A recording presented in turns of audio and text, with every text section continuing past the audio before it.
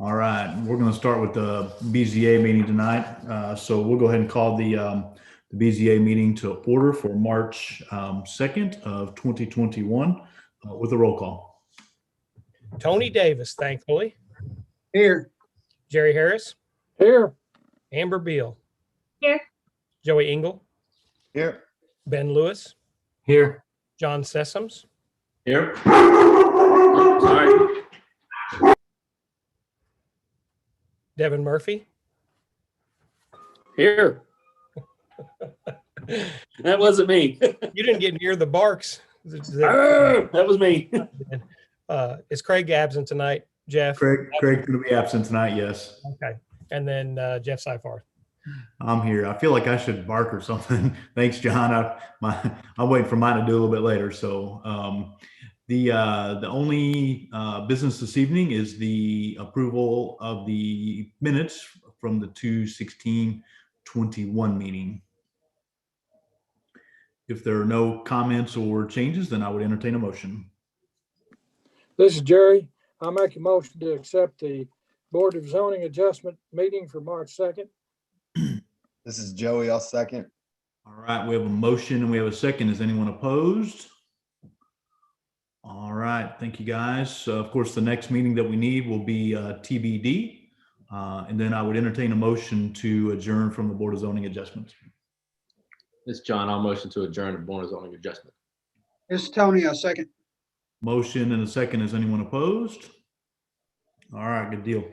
Now we're going to move on to the City of Centerton Planning Commission meeting for March 2nd of 2021. And we'll start with a roll call. Tony Davis again. Here. Jerry Harris. Here. Amber Beal. Here. Joey Engel. Here. Ben Lewis. Here. John Sessoms. Here. Was way quieter that time. Oh, he got corrected. Devin Murphy. Here. Craig Langford is absent, and Jeff Seifarth. All right, Jeff's here as well. Nicole, I think you're driving. If you want to go back to that previous slide, we'll cover the way to join. So this evening there will be several opportunities for input from the public, and if you wish to address the commission, there's two ways to do it. One, if you join virtually, you should see a raise the hand at the bottom, and feel free to use the raise the hand. If you happen to join by phone or a combination, then the *9 or *9 will raise your hand, and then you can be recognized. Typically, we do that by the last 4 digits of the phone number is the easiest way. If you do get recognized, what we ask is that you state your name and your address for the record, so that makes it a little easier for Todd to take notes.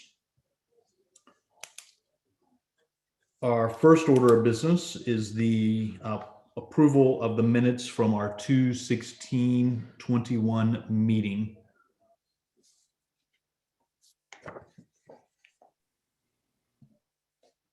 If there's no changes or comments, then I would entertain a motion. This is Joey. I'll make a motion to approve the Planning Commission minutes from 2/16/21. John. Ben, I'll second. All right, we have a motion and a second. Is anyone opposed? All right, thank you guys for that. Next on the agenda is the ratification of administrative approvals. Lorraine or Nicole or team, any of these that you need to give us any information? They all look like they're fairly straightforward. Nope, these are all home occupation permits, just for your information. All but one were online sales. The other one was office use only, just they process paperwork from home. Perfect. If there are no questions from any of the, or comments from any of the commissioners, then I would entertain a motion for the ratification of the administrative approvals. This is Amber. I'll make a motion to approve ratification of the administrative approvals.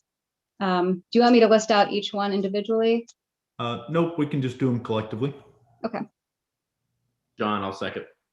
We have a motion and we have a second. Is anyone opposed? All right. There's no old business this evening. On to new business. And so we have several public hearings this evening. And so just a little bit of change. The commissioners are used to us opening up the public hearing and then having the applicant speak. Well, this evening, after talking to some of the staff today, we're going to make a slight change, and we're going to start with the applicant if they want to give us an overview, and then we'll move on to open it up to the public hearing. So the the first new business this evening is a public hearing. This is for Rezone 2103, the 2188 LLC property, also known as the Links at Centerton. They're asking for R2 to R3 and C2. It is 44.83 acres, and it's at the northeast corner of 279 and Vaughn Road and Fish Hatchery. As you can see, there is a note that they may wish to table, so I will open it up to the applicant. I believe I saw that Jorge was going to be on, maybe. Jorge, did you guys wish to table this evening? We do wish to table it.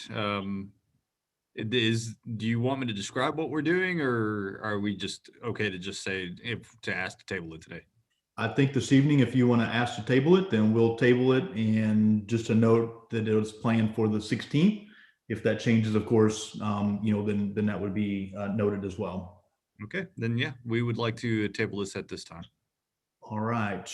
The applicant has asked to table. I would entertain a motion from one of the commissioners to table the rezone. This is Joey. I'll make a motion to table rezone 2103, 2188 LLC property. This is Jerry, I'll second. We have a motion and a second. Is there anyone that's opposed to tabling? All right. Thank you for that one. Next on the agenda this evening was also a public hearing that was scheduled. This is PUD 2101, also known as the Links at Centerton. Apartments and a golf course, again at the northeast corner of Highway 279, Vaughn Road and Fish Hatchery. And of course, it was dependent on the rezone. And I believe the applicant is also requested to table this. Jorge, do you wish to table this as well? Yes, sir. I would prefer to table it tonight if at all possible. Thank you. All right. The applicant has requested to table this evening, again with a plan for 3/16.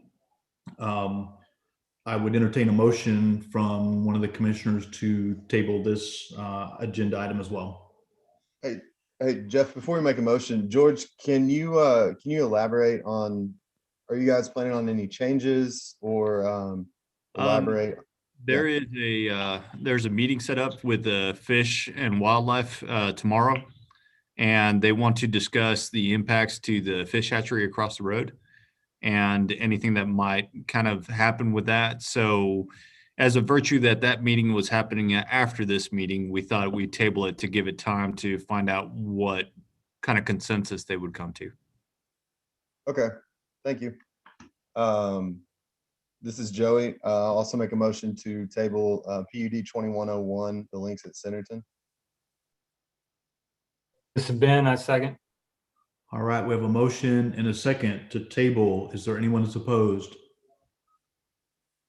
All right, thank you. And we look forward to seeing you on the 16th. I knew there was a question that was out there as to why they are requesting to table. And of course, that was shared. Joey, thank you for asking. That there's some additional meetings that will take place in regards to some of the property that's around it. And so our plan would be that they would come back on the 16th, which is our next scheduled meeting. Jeff, do you want to elaborate possibly the fact that, I know one of the questions was, notice went out to everyone by mail. They are allowed to table this without a remailing of the notice. Correct. Because it was on the agenda this evening and because they requested to table it, then and with a plan of coming back on the 16th. So with that set in motion, then there will not be an additional mailing that comes out. And again, all this has been submitted to us, and the packets are available, of course, ahead of time, and anything that would change, would be on there as well. So our plan would be that it would be covered at the 16th meeting. This is Lorraine. I would like to add, that we have included all of the comments from the public that we have received in your packet of the meeting. And we will go ahead and put those to the next meeting so that those, will still be available for you to have access to. Thanks, Lorraine. And then anything that gets updated maybe after the meeting with the game and fish as well, just so it's in there as well. Yes, and we will post on the website the update if anything has changed, and we will post the notice that the hearing has been tabled to the next meeting. So that will be on the website. And any additional comments that come in from the public will also be included in the Dropbox for review by the Planning Commission also. All right, thanks, Diane. Thanks, Lorraine. We're going to go ahead and move on to the next item this evening. The next item is also public hearing. This is Rezone 2104. This is the Stone property, A1 to C2. It's 6.23 acres, and the address is 11673 Highway 72. Is the applicant on to just give us a quick overview before we open up to the public?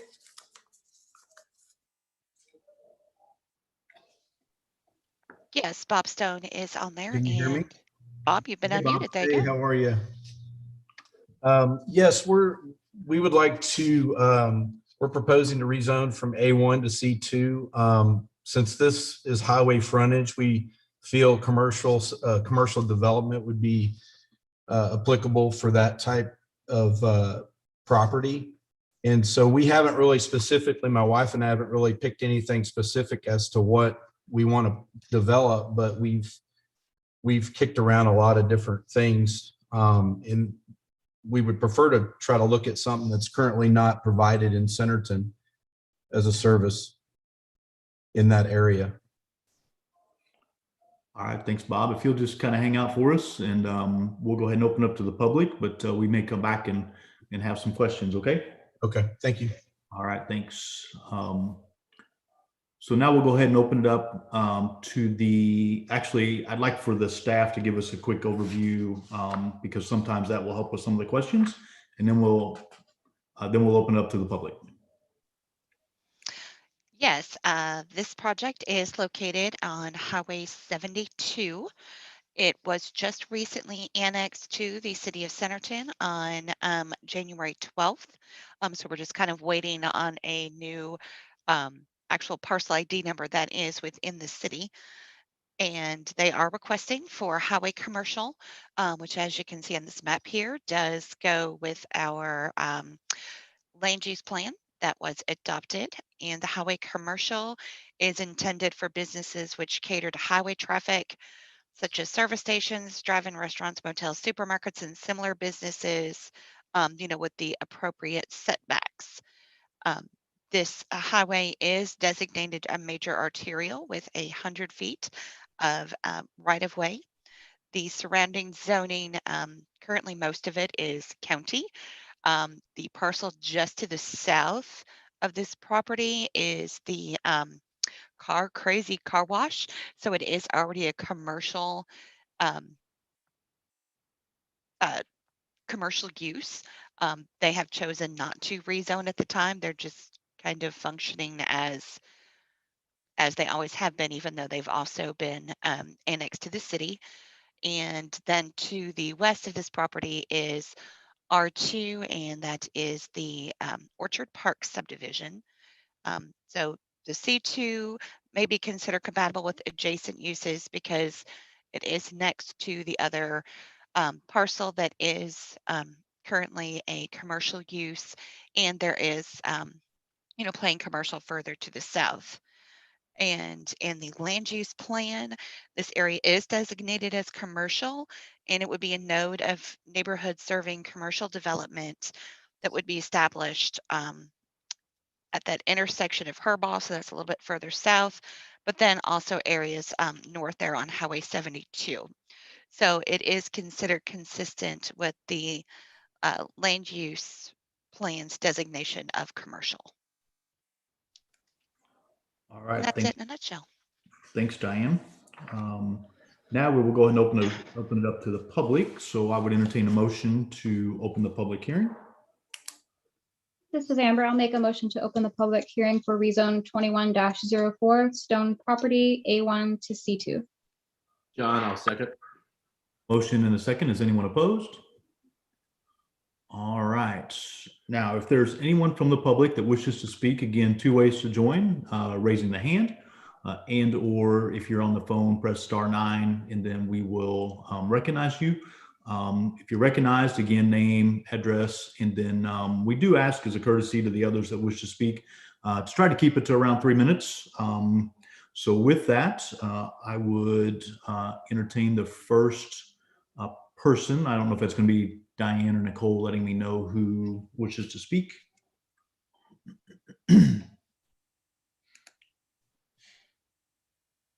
As of right now, I don't see anyone.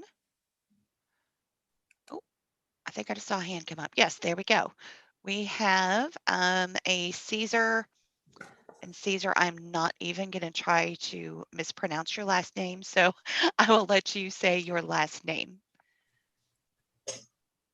Hey, no worries. Can you hear me all right? Yes. So my name is Caesar Chacon. I live in 3520 Macintosh Way here in Orchard Park.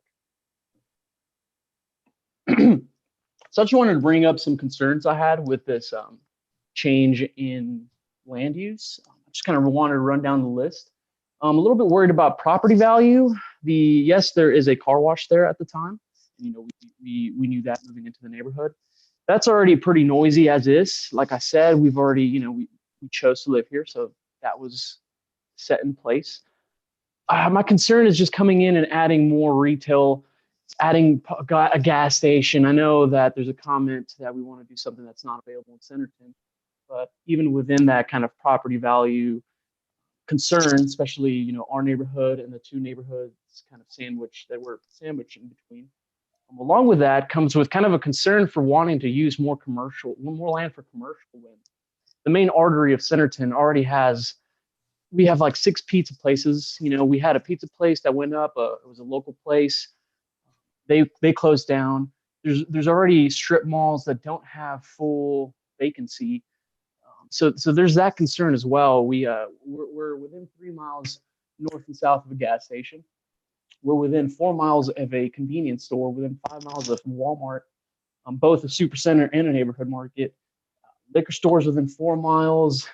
We have any option of restaurant to choose right down the street. I just, you know, there's already a lot going on in Centerton, and I'm not even sure if the population is really at the point where it's going to, you know, if there's a business there, I'd rather it exceed than close down and then have a vacant property adjacent to our home. So I just don't know if we're at the moment to have a talk of switching the land use, you know, almost proposing, can we table this for 3 years and come back and discuss?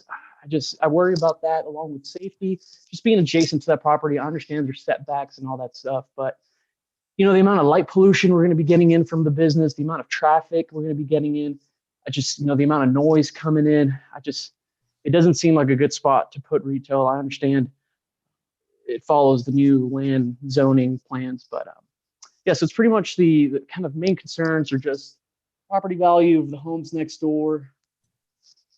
Do we have the business to support a business there, or the amount of people? Like I said, there's a lot of strip malls built right now that are brand new that don't have full vacancy. And safety with, you know, the amount of traffic, the amount of stop and go. This Highway 72 is already a little bit dangerous, slowing down to make turns with people not seeing you. And we're just adding more traffic coming in, especially with Little Road being dumping out right into that planned rezoned area. So those are kind of my concerns. Just wanted to speak those out. Yeah, that's all I have. So thank you for listening. All right, I appreciate it. Thank you. Diane, anyone else that wishes to speak?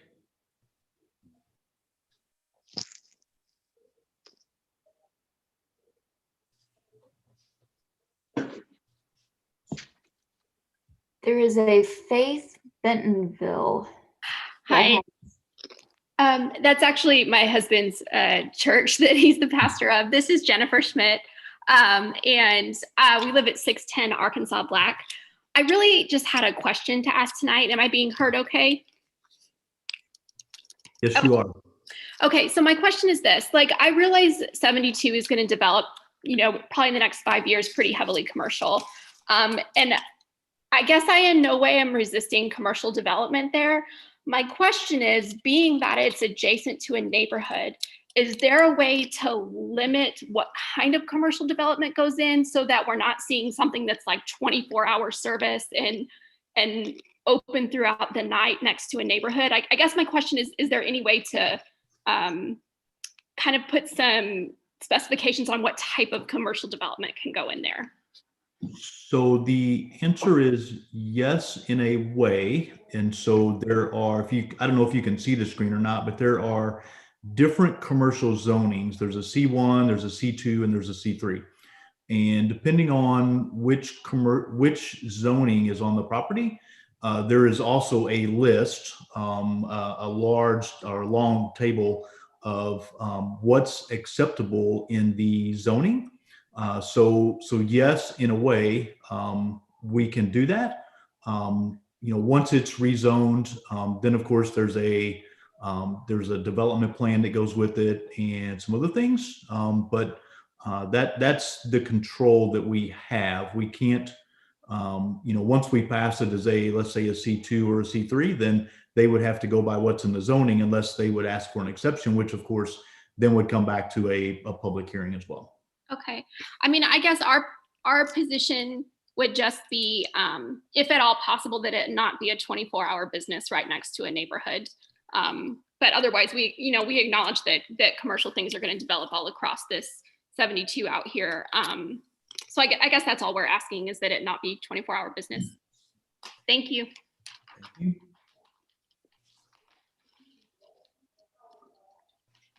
Diane or Donna, anyone else? This time I'm going to unmute myself. That helps a lot. The next person that has their hand raised is Alex.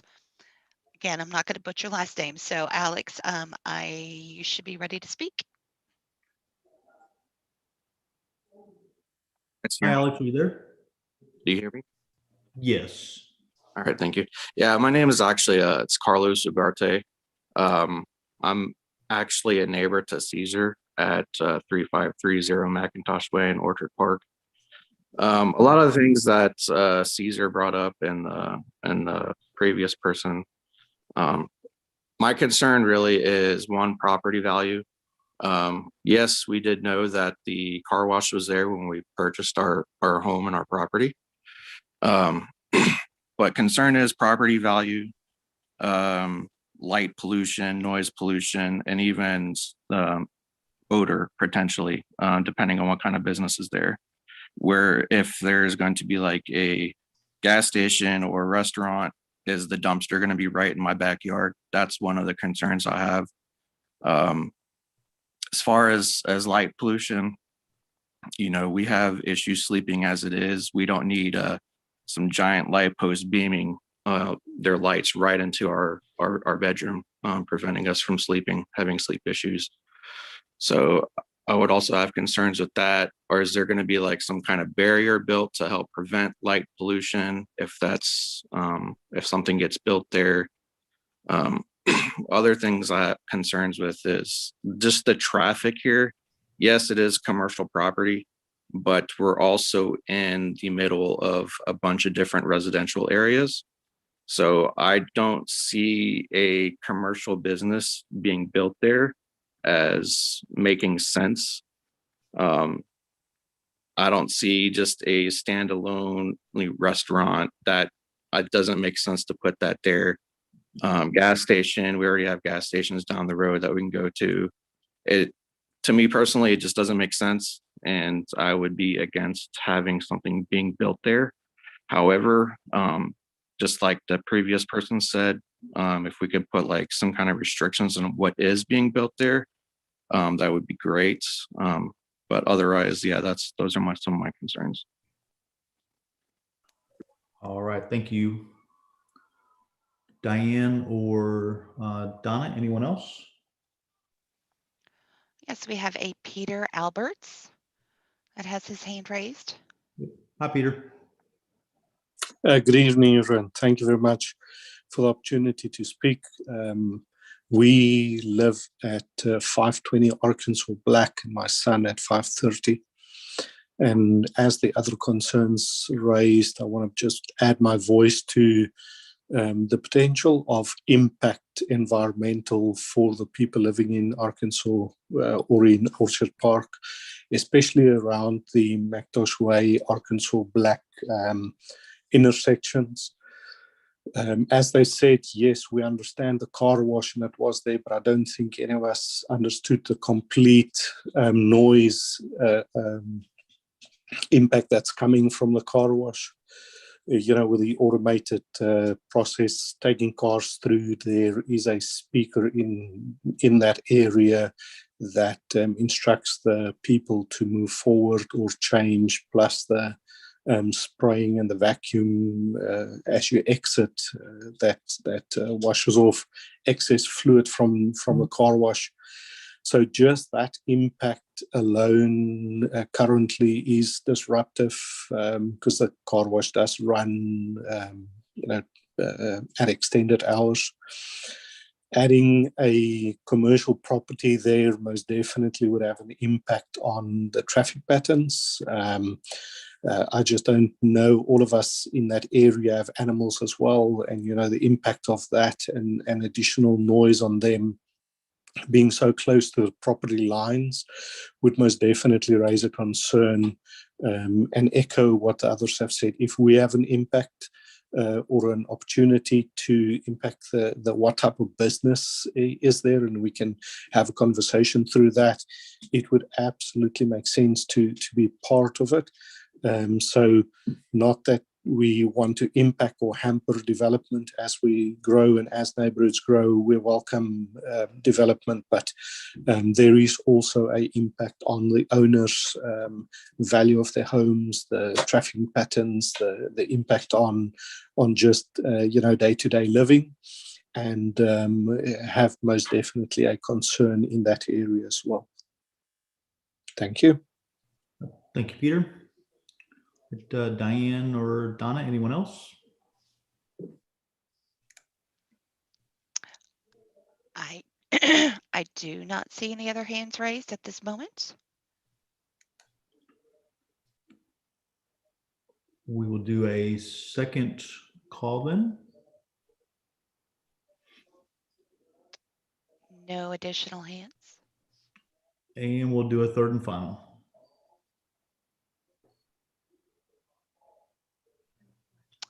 No additional. All right. With that, I would entertain a motion to close the public hearing. John, I motion to close the public hearing for rezone 21-04 A1 to C2. This is Joey, I second. Motion and a second to close the public hearing. Is anyone opposed? All right. Let me address a few things that we can. And I shared the fact that we don't necessarily limit. It would be based on what would be available to the developer in a C2 zoning if that was to be approved, which again, there's a list of uses that is available. The light pollution, there are also, from a development perspective, there are some limitations. So there's no light that will go on to the additional properties, and that's controlled. There's some barriers and some other things that we would look for as well in regards to that. So I appreciate the questions. And again, the good thing is the developer, is on the phone and has, heard your concerns as well. Before we go through our questions to consider on the commission, are there any questions or comments?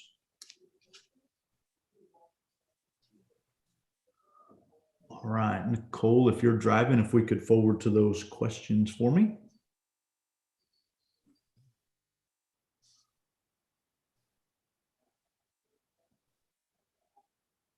All right, perfect. Thank you. So Diane covered from a staff perspective. So let's go through our questions here. And the first one is the rezoning consistent with the adopted comprehensive plan, including the adopted land use plan. If not, why? And I'm going to say that it is consistent with the land use plan as far as commercial along Highway 72. Meeting some of those needs out in the the northern and the western part of the city. It is consistent. Does anyone disagree with that? Okay, so Todd, we're okay with that one. The next one is the proposed rezoning compatible with the surrounding area and zones. Again, it's a C2 being requested. There is some commercial that's there. There's also some commercial that's around the road on Highway 72. In regards to the resale shop, of course, the coffee shop, and then of course there's some other C2 that's designated a little farther south on 72 as well. So I'm going to say that this is compatible. Does anyone disagree with that? All right, so Todd, we're okay with that one as well. The next one, would all the permitted uses in the new zone be compatible in this location and the surrounding areas? And again, I'm going to say that, with a C2 designation is. Does anybody disagree with that? All right, so Todd, we're okay on that one. The next one, would the rezoning provide a benefit to one landowner but not be considered for other similar properties in this area? And again, I don't think there's one benefit to this landowner, as we mentioned, being consistent with the land use plan, the fact it's on a highway, and there's other properties around there that are also, commercial as well. So I would say that this does not provide just one benefit. Does anybody disagree with that? Okay. If the public is opposed, why? Are the objections based upon factual information relating directly to this request or opinion-based? Does any factual information presented apply to this rezoning situation? And again, I'll just kind of reiterate some things. Home value, we don't necessarily have anything that shows us that the home values may decrease or that they would increase, but certainly was a concern that was brought up this evening. Traffic, we hear traffic a lot, without, any specific plans. It might be light traffic. It could be a little bit heavier, but certainly something to note. I did address the fact that from a light perspective, there should not be any that goes over onto any of the properties. And then, of course, Peter brought up the environmental as well. So just a couple of, things that were brought up, from the public, for us to consider. So again, not necessarily any fact base as far as, what would happen to any of those things. So anybody have any opinions or anything they'd like to add in regards to that one? Nothing to add, Jeff. I would just say if the citizens that had concerns are still on the phone call, be sure to keep an eye on the agendas and see when the large scale plans come through for this property. At that time, you'll have some more details and another opportunity to see this and add input. But like Jeff said, we have lighting ordinances and other items in place to help protect that. And on that note, also, if they do come to us with a large scale development plan for whatever they choose to go on that piece of property, they will have a sign posted on the property there on Highway 72 that will have, the date of any planning commission meeting for that. So just another thing to keep an eye on. All right. Any additional comments or questions from any of the commissioners? If not, then I would entertain a motion in regards to rezone 2104, the Stone property, which is A1, asking for A1 to C2, 6.23 acres. This is Jerry. I make a motion to approve rezone 20-04 Stone from A1 to C2. This is Tony, I second. Motion and a second. Just for clarification, it's 2104. I think I heard Jerry say 20, but maybe it's just me not hearing him correctly, but it's 2104. We do have a motion and we have a second. And so with that, Todd, since it's a public hearing, we'll do a roll call, please. Tony Davis, Yes. Gary Harris, Yes. Amber Beal, Yes. Joey Engel, Yes. Ben Lewis, Yes. John Sessoms, Yes. Devin Murphy, Yes. and Jeff Seifar. And I'm a yes as well. All right. Thanks, Bob. Good luck. Next on the agenda this evening is an additional public hearing. This is for rezone 2105, the White Revocable Trust. This is A1 to R3 single family. It is 40 acres, 9917 Kitty Road. And so is the applicant on to give us an overview? I've got 3 different names, maybe.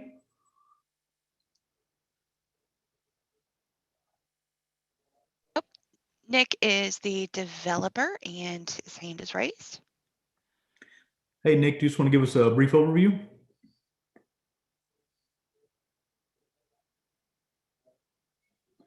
Nick, are you there? If you're muted, we can't hear you.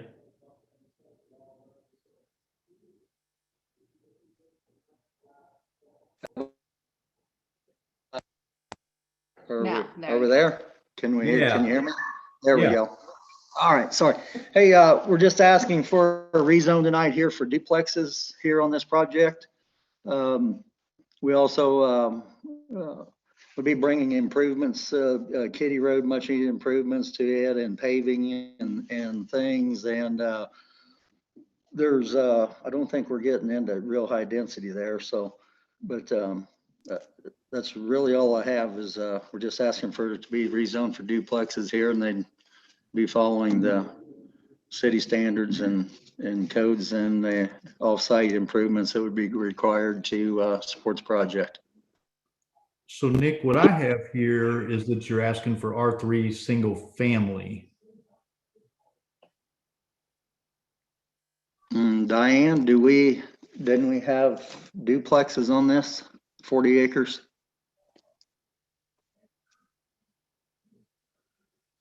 No, you guys had applied for just single family on this one.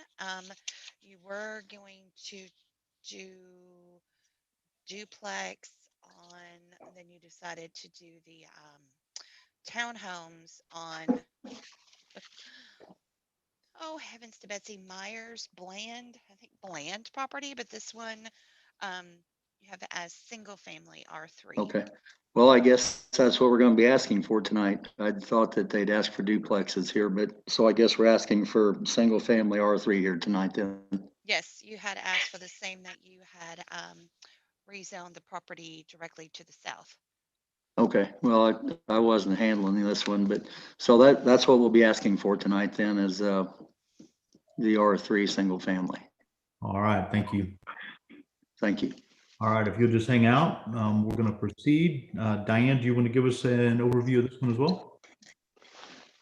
Yes, now that I'm done having a minor conniption fit, yes.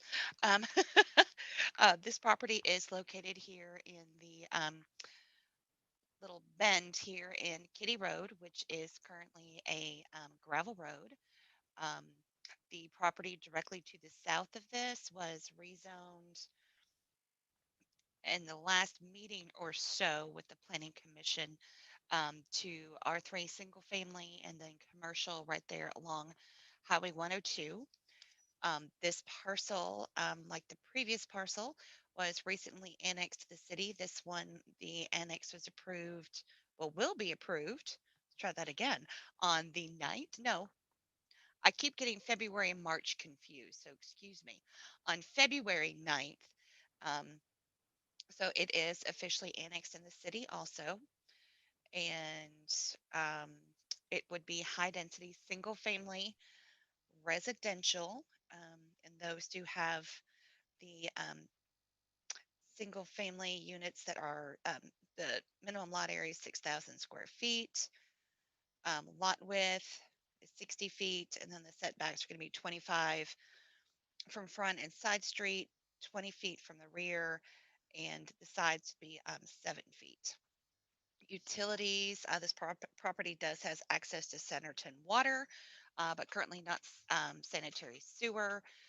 Now the developer of the property to the south is planning to connect to sewer and I believe do a lift station to provide sewer out to this area. Highway 102, of course, is a major arterial there to the south. But Kitty Road, going to the, if you were to keep going straight north, this portion is designated as a major collector and it would continue on straight to Noah Road. And that would be a right of way of, why can't I find my notes? 80 feet. And then the portion to the north, so when Kitty turns here to the left, north of the property, that will remain a local road of 50 feet of right of way. Now, of course, with development of this property, any kind of road improvements would be included with the project, since obviously right now it's not very conducive to a whole lot of traffic. The surrounding zoning, of course, it was just annexed, so it's primarily Benton County, all single family homes. There's directly to the north, the parcel kind of smack dab in the middle is Grassy Hills Subdivision, and then other single family homes and also some like pasture land also. Uh, the adopted land use plan does designate this as medium high density residential, which has a density of 7 to 11 units per acre.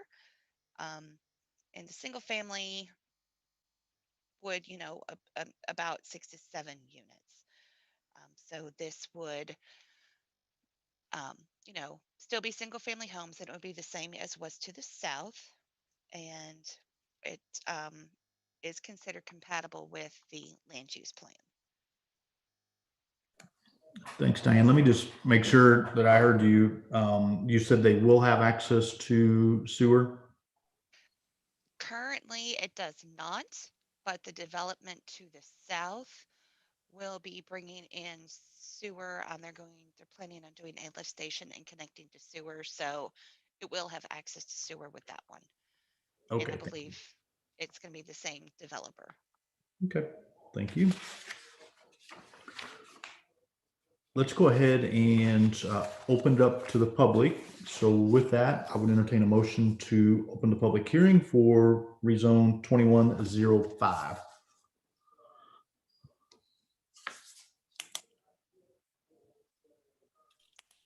This is Joey. I'll make a motion to open the public hearing. This is Amber. I'll second.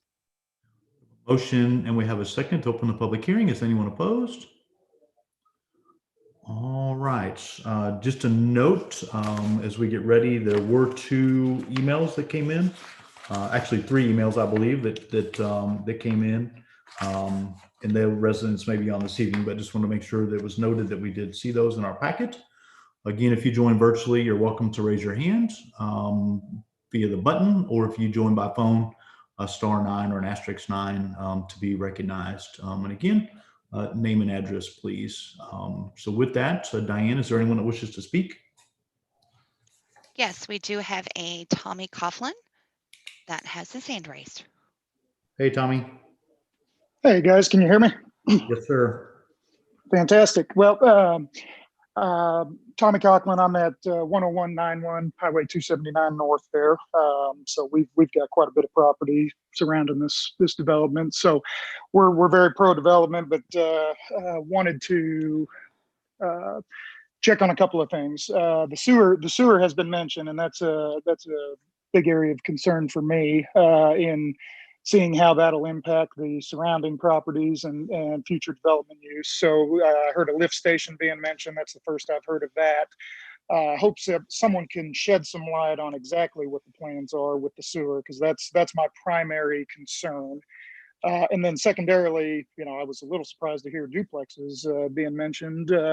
Everything I've read is single family homes. So just wanted to clarify that's what's going on, and that's what it sounds like. But I heard the developer's first name. I was curious who's doing this development, and yeah, the sewer is my main area of concern on exactly what's going on. So if some light can be shed there, that certainly would help dictate whether whether I was in support of it or not. So the request is for single family, so there will not be duplex based on the single family designation that was requested. The duplex is actually a separate designation that has to be requested. Okay. From a sewer perspective, I'm not sure if Frank is on the phone or not, but if I heard and understood Diane correctly, something will most likely come off of 102 to the property that is south, and then the lift station will be on the south. Is that correct, Diane? Yes, and that lift station would be added as part of that development to connect on to, I don't know how far away, offhand, if Frank's on here, help me, how far away the closest sewer is to this property out here. So it wouldn't be on this, at least it's not proposed to be on this property. It's actually proposed to be on the property to the south, Tommy. So the lift station we're saying would be on the south side of 102, or are you saying the south side of this piece of kitty? Is it on the north side of 102, or are we talking on the south side of 102 there? It would be on the north side of 102. Okay, so I'm guessing on maybe the northeast side of the southern property that's already got the R3 designation?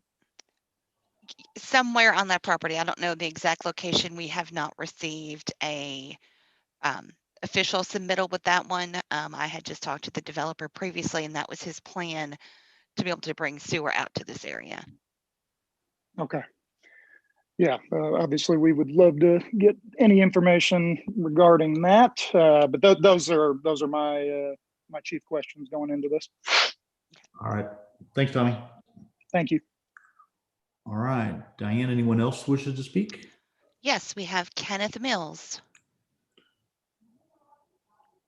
Hi, Kenneth. Hello. I had to unmute there. My name is Kenneth Mills. I live at 13981 Noah Road in the Maple Ridge subdivision. I'm about a quarter mile west of the western boundary of the proposed rezoning tract. In short, just very much in opposition. Everybody in this subdivision, and for that matter, in this general area, are all low density housing. We've made big investments to enjoy low density housing. We're going to, be very vocal and very much in opposition to, anything that threatens that status. We came late to the party as far as the Centerton's 40-year plan is concerned. A little bit shocked and surprised at those plans, and I see, from all account that your intent is to follow the plan, and that means medium density, high density, light industry in our backyard. And I can speak for everybody I've spoken to about this issue and about higher density housing in general, and we're all pretty united and we're all very much in opposition. We feel like the city probably has been ill-advised and made, and at the very least, did a poor job of getting the consensus of the people who live in this area. worried about traffic snarls, worried about worried about a lot of things. We don't think this is a good thing. We think there's plenty of existing high density housing today, certainly in the future. And it just seems like the city's interested in high density as far as the eye can see. So anyway, I'll give it back to others if they're planning to speak. But thank you for your time. All right, thanks, Kenneth. I appreciate it. Diane, anyone else wish to speak?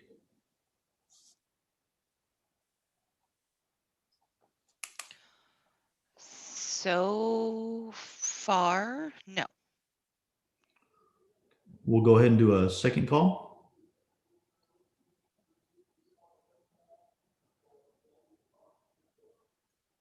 No additional hands yet, unless Tommy had something else to say. His hand is still raised. Yes, he just raised his hand. Thank you. Hey, Tommy, did you have additional comment or question? Yeah, just because I didn't exactly see who is actually developing this property. Looks like Nick, and I'm going to butcher his last name, Gadaris, is the listed developer. Okay, thank you. And Diane will do a third and final call.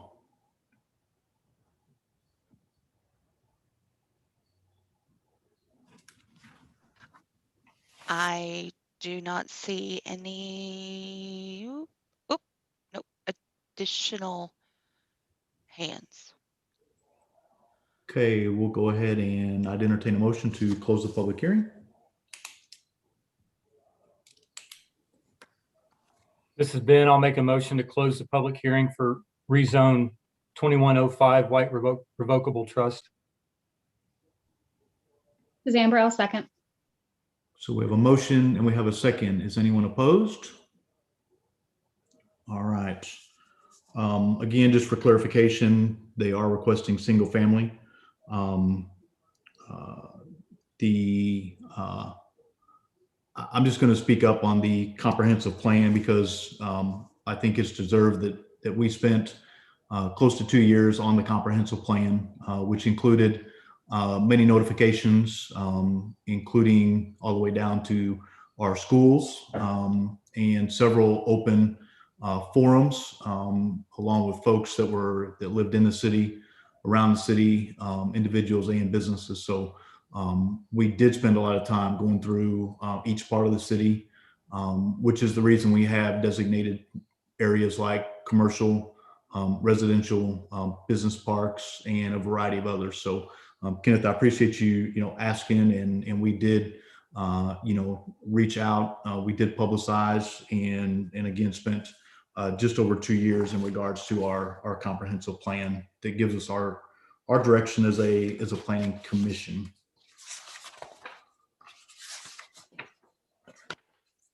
Let's go ahead and move forward to the questions that we need to consider.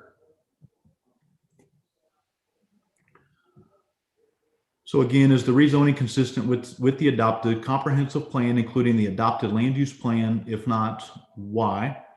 And this area or this rezoning request of single family is consistent with our adopted land use plan. Does anybody disagree or have any comments in regards to that? Okay. Is the proposed rezoning compatible with the surrounding area and zones? And again, they're asking for residential, which there are residential, in this area, including a subdivision that will be to the south. Does anybody disagree with that? Would all the permitted uses in the new zone be compatible in this location and surrounding areas? And again, they're asking for single family residential in this area. And so it would be compatible in this location and the surrounding area. Does anybody disagree or have any comments on that? would the rezoning provide a benefit to one landowner but not be considered for other similar properties in this area? And I'm going to say that it doesn't necessarily provide one benefit. Again, the other areas, being designated, whether it be residential or, a business park not too far away. So anybody have any comments or disagree with that? And then from a public perspective, again, sharing the, I think we covered the sewer concern from Tommy, just verified it was single family. It's definitely residential. Traffic, we don't know yet. We don't know exactly how many houses or anything else. And so, it's hard to have any factual information in regards to what the actual traffic would be in regards to this. Does anybody have any comments or questions in regards to that? Jeff, you said single family. I thought we changed that to duplex. Was that the request? No, single family. Okay. Single family. All right. Any other questions or comments from any of the commissioners or staff? This is Jerry. I've, this single family R3 single family was on the books long before I came on the commission. But I personally have always been opposed to that. I think that we have bowed to the developers so long that because all they're interested in is getting more houses on the same piece of property to make more money. However, in saying that, we have done this so much that, we're kind of over a barrel where we've almost got to agree to it because it would be discriminating to somebody else. So anyway, I just wanted to comment that I wish that we could get back to where we were not using R3 for a multifamily, for a single family. But anyway, that's just my opinion. I just want to make that comment. All right. Thank you, Jerry. All right. If there's no other comments or questions, I would entertain a motion for the rezone 2105, the White Revocable Trust. Again, asking for A1 to R3 single family, 40 acres at 9917 Kitty Road. This is Amber. I'll make a motion to approve rezone 20-05 White Revocable Trust A1 to R3 single family. This is Joey. I'll second. We have a motion and we have a second. Todd, if you will do a roll call for me, please. Tony Davis. Yes. Gary Harris. Yes. Amber Beal. Yes. Joey Engel. Yes. Ben Lewis. Yes. John Sessoms. Yes. Devin Murphy. Yes. And Jeff Seifarth. Yes. Thank you, Nick. Good luck. All right. Next on the agenda this evening is also a public hearing. This is for rezone 21-02 Harris and Harris from R2 to C2. It's approximately 5.07 acres, Seba and North Main Street. Alan, are you with us to give us an overview of what you're requesting?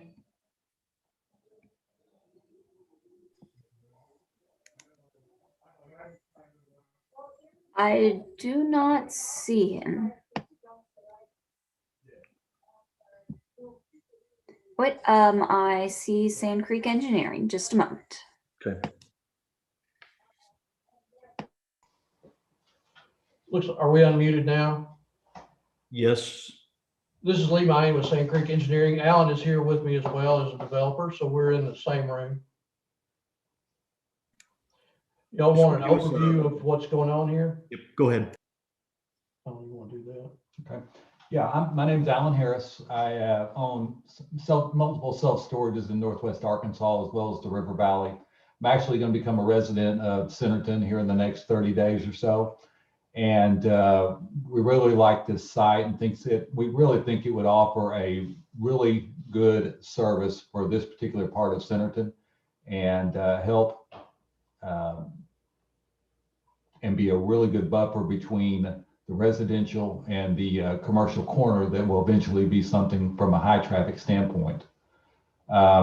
It's very important to us to make sure that we develop something that City of Centerton will be proud of, and that will go along with everything that Centerton's trying to portray as a good family city. I can tell you that this whole thing is going to be ground level. Probably 75, 80% of it is going to be climate controlled with indoor access. Nice landscaping on the front. I'm willing to take any questions off of that and let Lee also address anything you guys need to talk about. All right, appreciate it, Alan. And just as a reminder to the commission, that I know Alan has an intent that he has shared in regards to the use of the property, but keep in mind that one of the questions that we have to consider are the uses in regards to the property, if for whatever reason, whatever Alan is proposing doesn't come to fruition. So just kind of keep that in mind as we go through the through this process. So with that, Donna, do you want to give us an overview from staff? Yes. So the request is to rezone about 5 acres to C2, which is highway commercial. And highway commercial is intended for businesses which cater to highway traffic, such as service stations, drive-in restaurants, motels, supermarkets, and similar businesses. Main Street is it is on the corner of Main Street and the intersection where Seba Road and Townview turn into each other. Main Street is designated a minor arterial, which is 90 foot of right-of-way. And I made the mistake of not writing down what Seba and Townview are. They are also large roads. Seba is a major arterial. Seba and Townview are major arterials, which is 100 foot of right of way. Thank you, Nicole. The surrounding zoning, the parcels are currently undeveloped land and have no existing structures. The property is adjacent to C3 neighborhood commercial to the north, which is Casa Castillo Daycare, and the east, Legacy Sports Academy. R2 medium density residential to the northeast, which is 2 acres of undeveloped land owned by Steel Development, and Tuscany Subdivision. And to the south, which is the Lanebridge Subdivision, and A1 Agriculture to the east. The requested rezoning to the C2 highway commercial is not compatible. It is much more intense than the surrounding uses. Nicole, if we could go to the next page. I put together a comparison between the permitted uses, which should be in here. Yeah. So this compares all on the right are all of the uses that are permitted by right in the highway commercial zoning district. And on the left is the adjacent C3 neighborhood commercials. The green is the permitted uses and the lighter gray-green are conditional uses. So as you can see in the right-hand side, there are significantly more uses, which include things like auto parts sales, auto sales, contractors, gas stations, things like that, which are really rather intense uses to be directly adjacent to neighborhoods.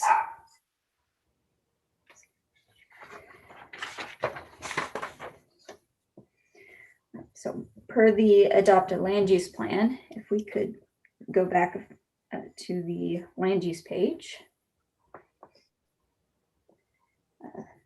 The two parcels are included in the this parcel is included in the commercial corridor along the west side of Main Street. So this area is described as serving more than just adjacent residents. Capacity and scale necessitate stronger design standards to ensure compatibility with neighboring residential. So this is not consistent with this because we should be having stronger design standards. So by giving this highway commercial, it's not allowing us to maintain that stronger design standard that the comprehensive plan is calling for. I've also listed out in your packet a number of other comprehensive plan alignments that are listed in the implementation section.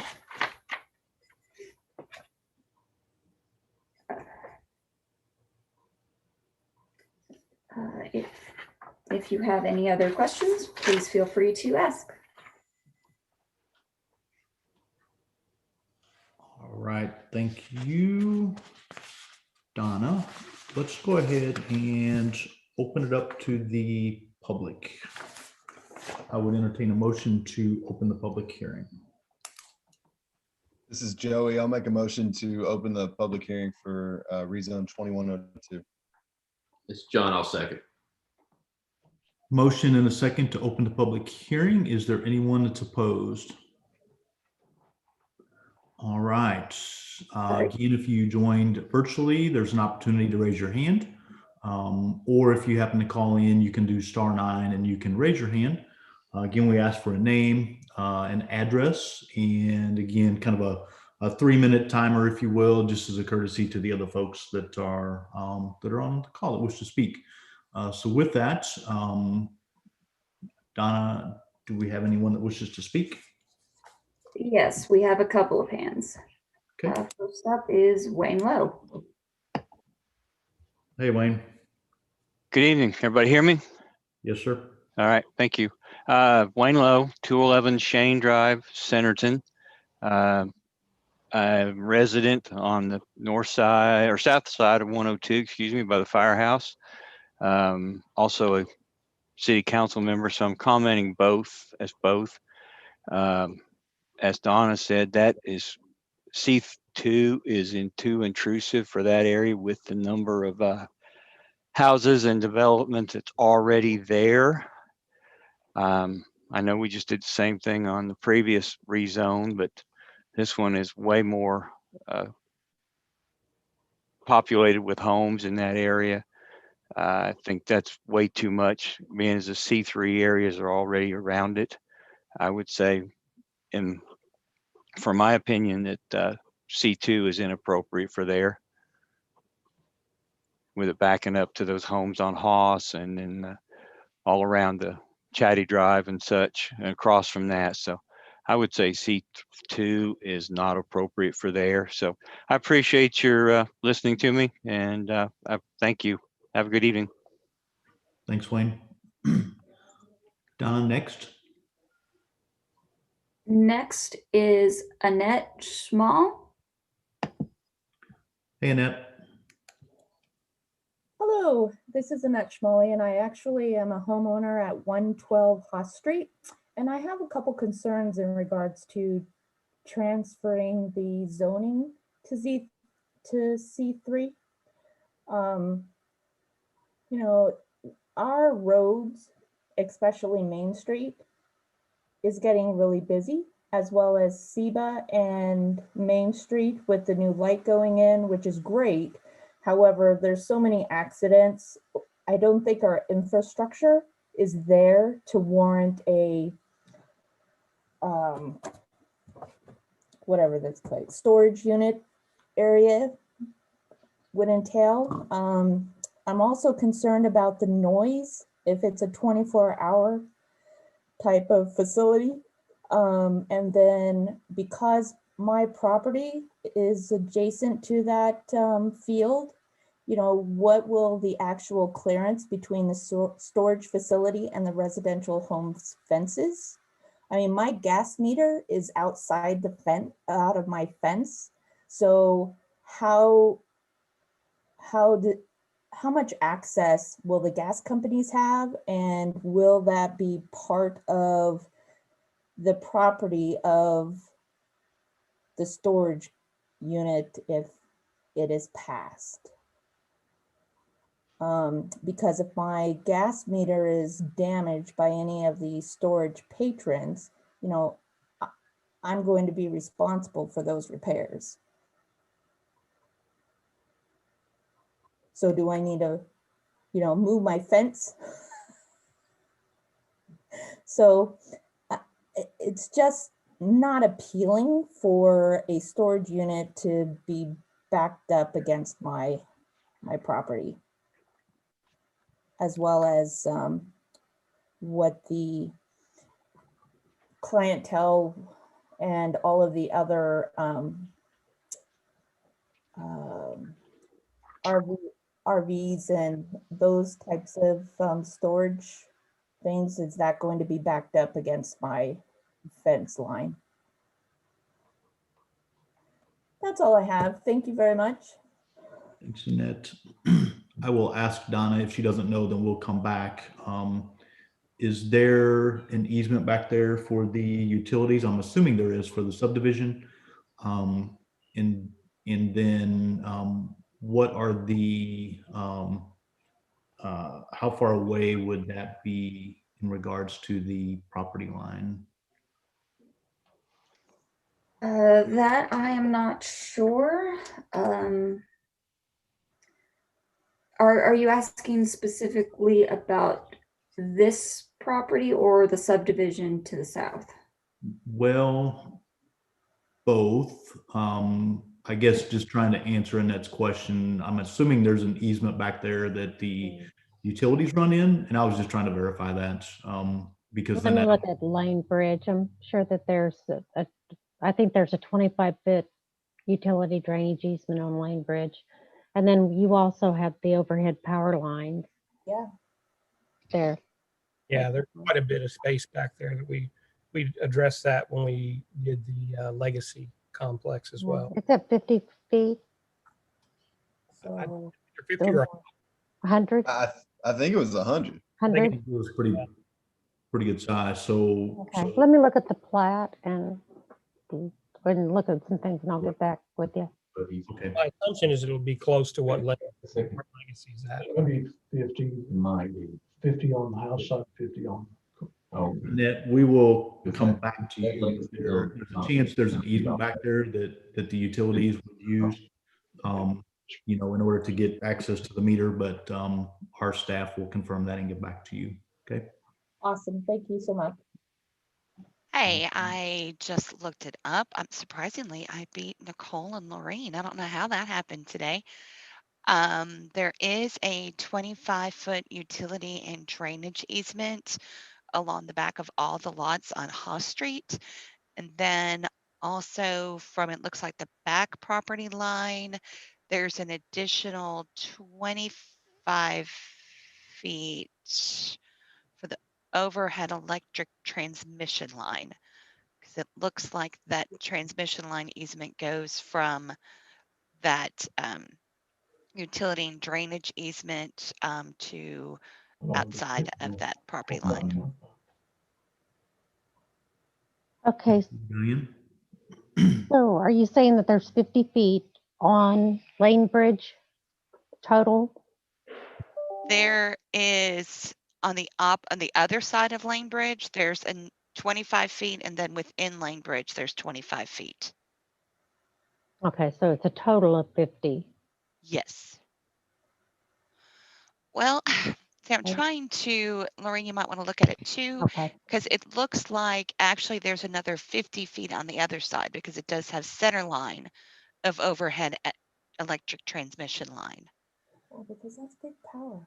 So it would be, yes. Yeah, I'm thinking it's 100.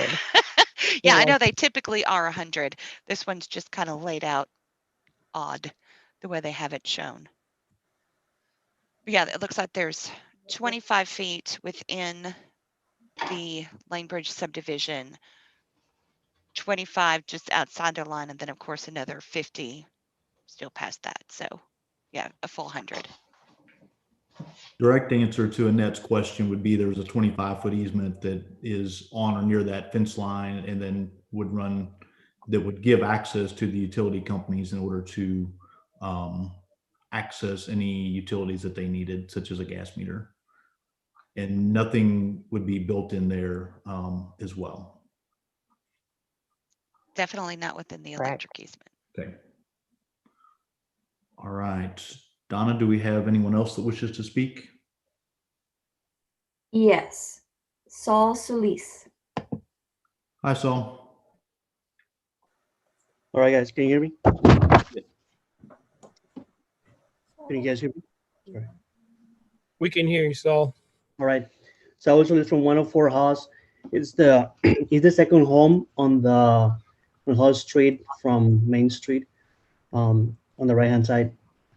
My main concern, I think, what others have said as well, is the actual potential that this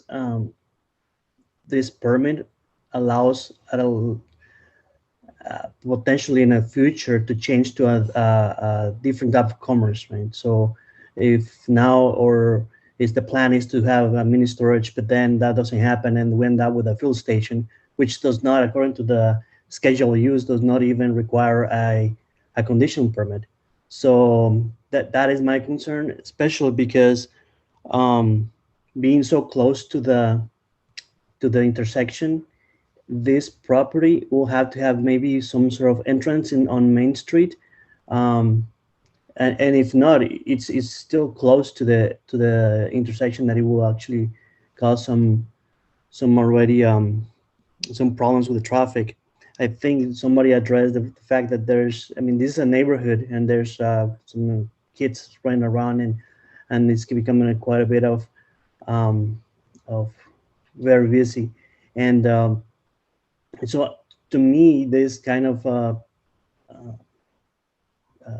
building or business, you'll probably not meet or it's not compatible, like you were saying, with the other areas that are already planning that in this corner. Also, the concern I also have is that if this end up happening, the people that have homes there, the lighting, the noise, all these kind of things are going to be facing the backyards of these homes, right? So from right now there's nothing there, and then suddenly we're going to have some sort of people coming in and out of these places, picking up things, and then potentially being able to see the backyards of our, of the homes, right? And potentially putting some sort of a risk there as well. Those are my main concerns. So, all right, Donna, anyone else? Yes. Josie Reed.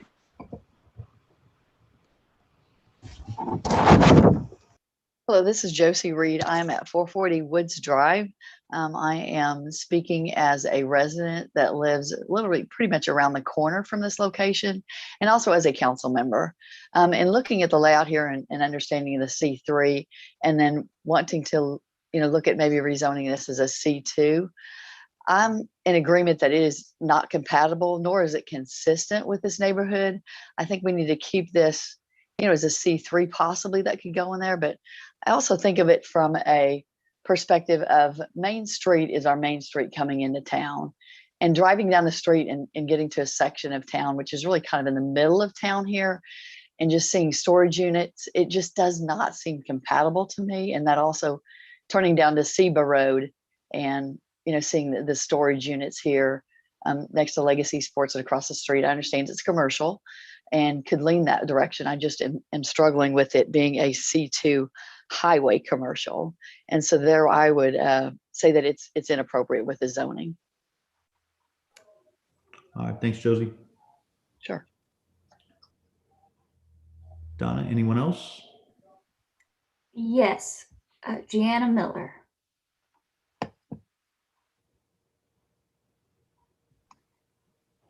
Good evening. Can you hear me? Yes.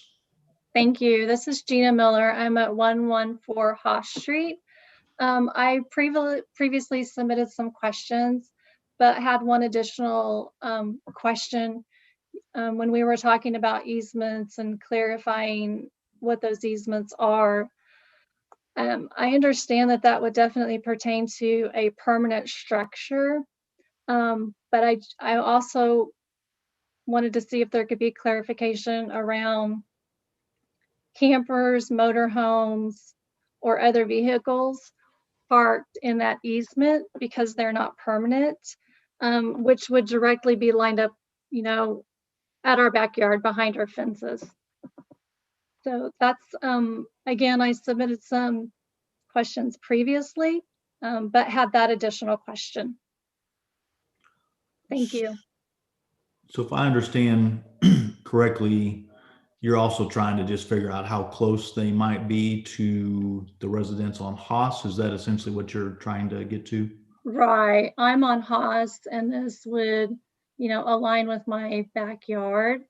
And I understand that a permanent structure can't be built under the power line, but just wanted to also make sure that trailers, campers, motorhomes couldn't also be parked in that area.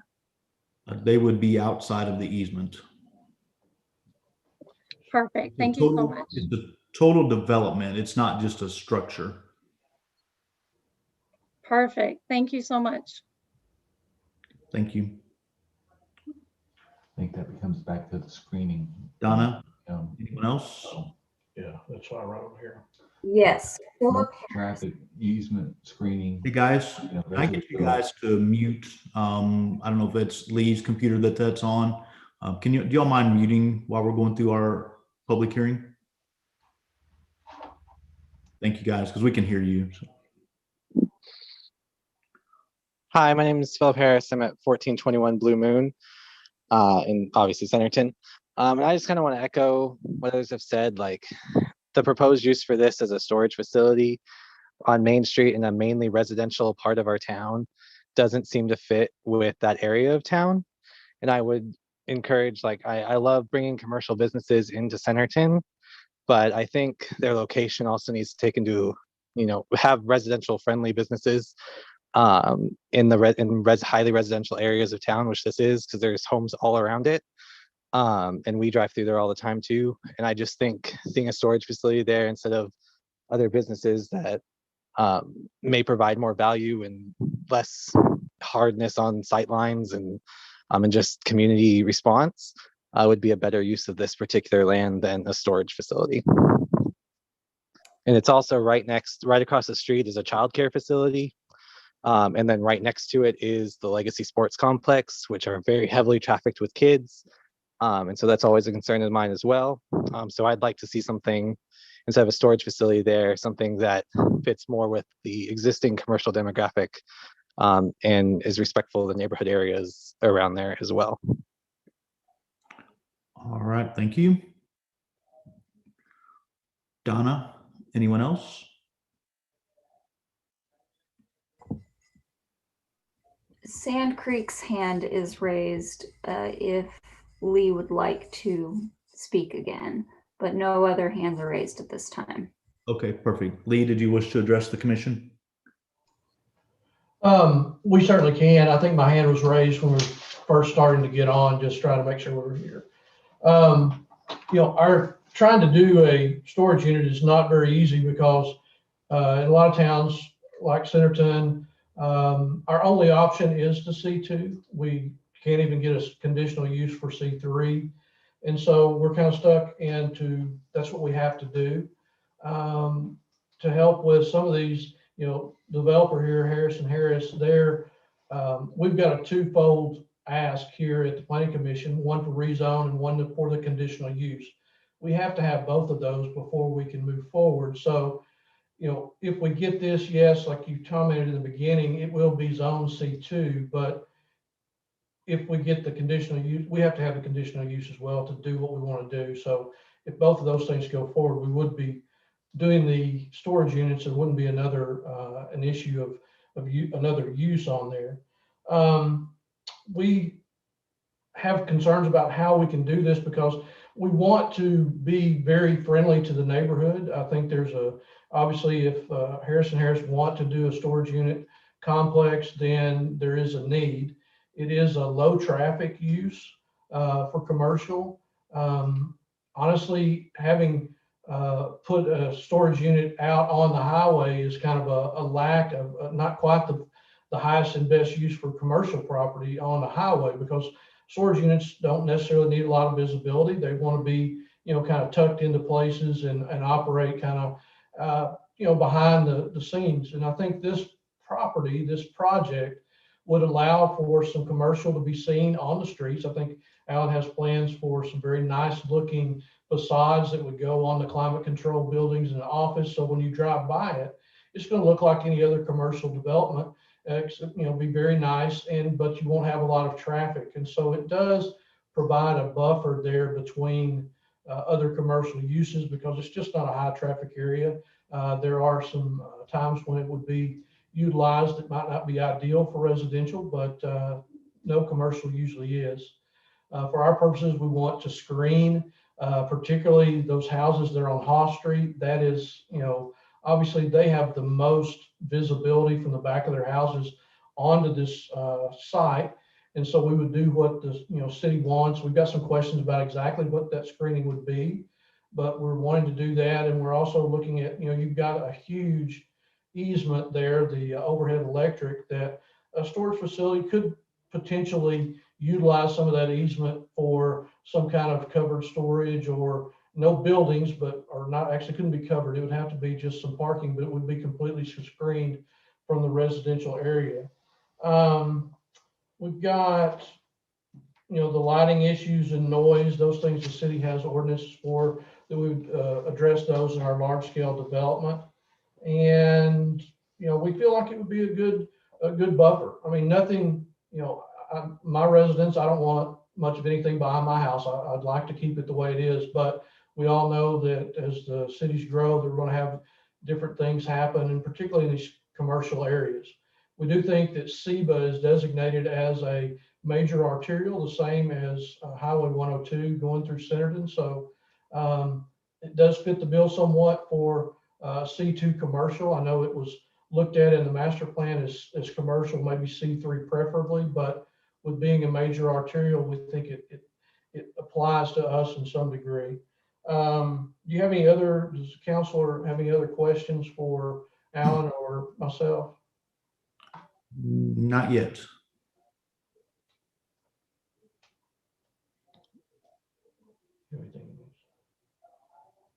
All right, we're going to continue with the public hearing. Donna, anyone else have their hand raised that wishes to speak? There are no other hands raised. So we'll go ahead and do a second call. No hands. And we'll do a third and final call. Still no hands. So with that, I would entertain a motion to close the public hearing. This is Jerry. I make a motion to close public hearing. This is Joey. I'll second. All right, we have a motion and a second to close the public hearing. Is anyone opposed? All right, I'm going to start with any questions or thoughts from any of the commissioners before we go consider the 5 things that we need to consider. Jeff, I guess I have a question or reservation matter. If we change this to C3, and I know the proposal said for conditional land use as well, but let's say that conditional land use is not approved and it remains C3 at that point, right? Because we've approved it to be C3, that then still opens the door wide open as to what can be placed there outside of storage units, right? So even if the developer changes their mind and says, well, I changed my mind, I don't want storage units. That doesn't necessarily, I guess it doesn't facilitate it going back to A1 and then a new zone, right? It will forever be C3. Correct. So if they're asking for C2 in this case, just for clarification, yes, it would be C2, and the conditional use would only be applied in this example if for that particular use, if it was to change, then of course, or not be used, then a new one would have to be applied, or the land, yes, if we were to rezone it as C2 would still be available for any of the uses that are in, the C2 schedule of uses. You are correct. Okay.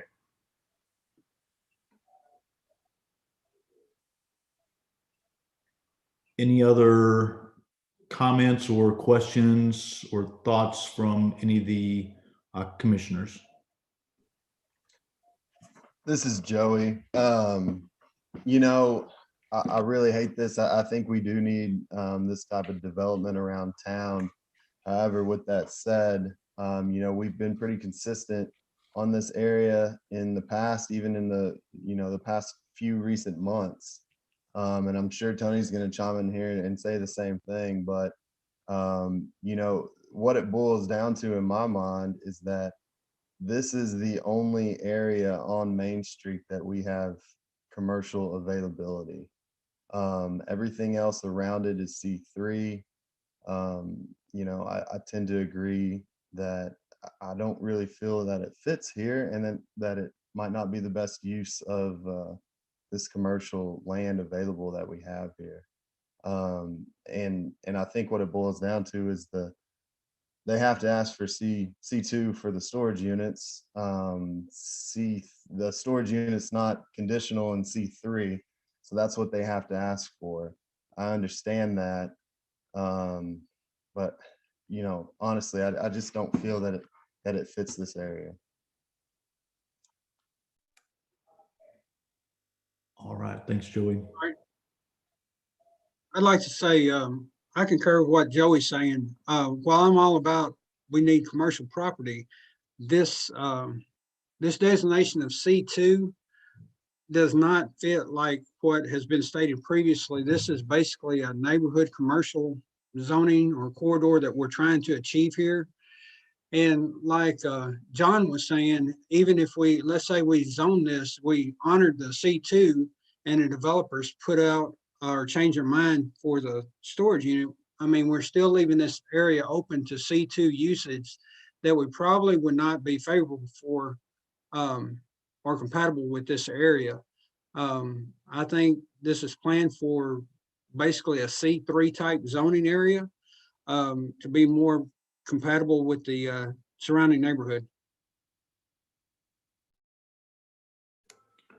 Thanks, Tony. Let's go ahead. Let me back. Any other thoughts or questions from any of the commissioners before we go to our questions? All right, let's go ahead and go here. So is the rezoning consistent with the adopted comprehensive plan, including the adopted land use plan? If not, why? And I think, although, commercial, I think the designation of the C2 is much heavier than the neighborhood commercial from a C3 perspective in regards to this. Do any of the commissioners disagree with that?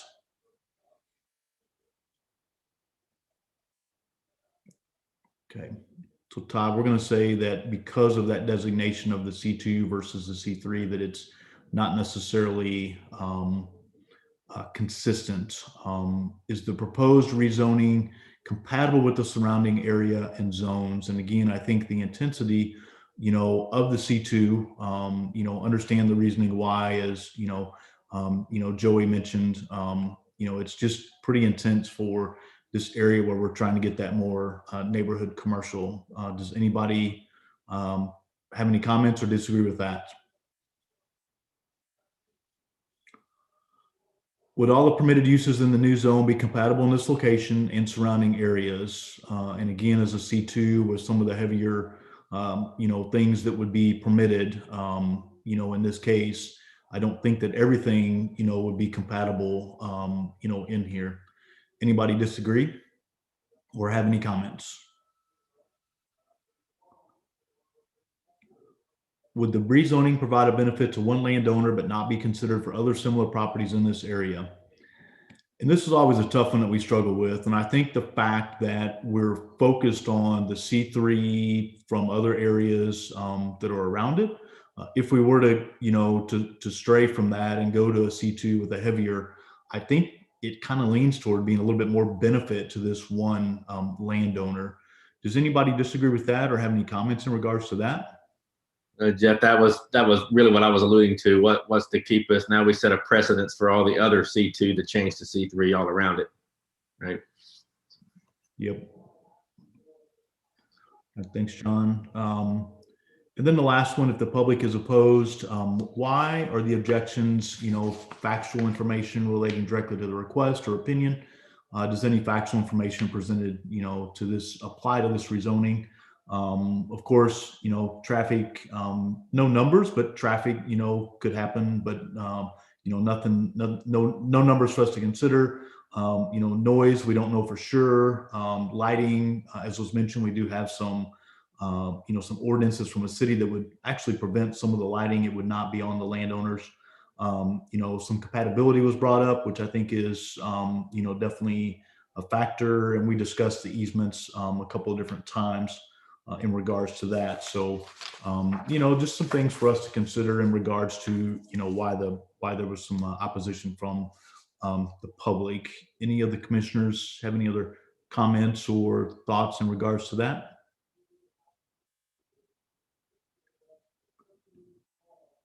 All right. Anything else from staff or from the commissioners?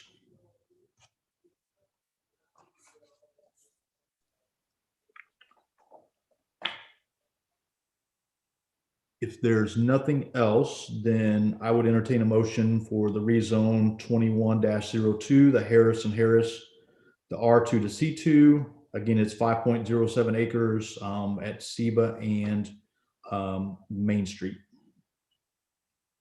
This is John. I'll motion to deny rezone 2102 Harris and Harris, A1 to C2 this time. This Jerry, I'll second. We have a motion to deny and a second. Todd, if you will do a roll call vote for me. And yes would be to support the denial. Tony Davis. Yes. Jerry Harris. Yes. Amber Beal. Yes. Joey Engel. Yes. Ben Lewis. Yes. John Sessoms. Yes. Kevin Murphy. Yes. And Jeff Seifarth. Yes. All right. Thank you guys for the discussion.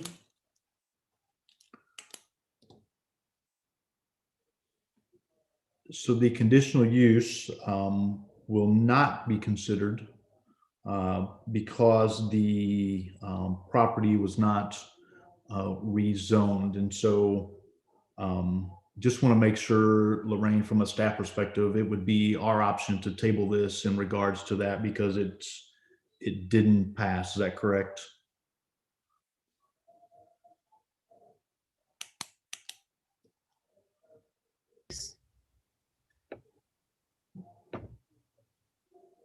Lorraine, was that you or? I think she's scrambling to unmute. And Brian may want to chime in as well. If you all can go ahead and deny it or should deny it, or I guess deny it because the rezone was denied, or if they need to open this item at all. Lorraine was the question for the conditional use for mini storage. Okay, are they wishing to just withdraw the application, the request? Well, my question was because the property wasn't rezoned and remains in R2, Well, can we table it, or do we just deny it? I don't know that I've been in this situation where well, it's not allowed in an R2. You would have to deny it in an R2. Okay. That's Yeah. correct. We'll proceed with opening it, and then we may not go through the entire thing, okay? Okay. All right. So next on the agenda is conditional use 2101, the Harris & Harris mini storage. It was proposed in a C2 based on our schedule of uses. And so with that, I do not believe we have to have the full discussion. And so I would actually entertain a motion to deny in this case, because it would not be compatible with our schedule of uses. Just since I made the previous motion, I'll stay consistent there. It's John. I will motion to deny conditional use 2101 Harris & Harris mini storage usage for this property. And that's Jerry. I'll second. So we have a motion and a second to deny the conditional use. Todd, if you'll do a roll call, again, a yes would be a denial. Can do. Tony Davis, Yes. Gary Harris, Yes. Amber, Yes. Joey Engel, Yes. Ben Lewis, Yes. John Sessoms, Yes. Devin Murphy, Yes. Jeff Seifarth. Yes. Thank you, guys. Next on the agenda this evening is also a public hearing. This is for Development 2101, Centerton Longshot. This is a cell tower at 514 Townview. It is A1 and it's 0.129 acres. Is the developer here to give us an overview?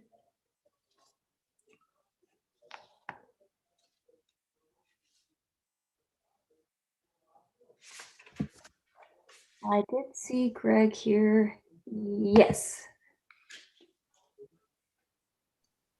Take it away, Greg.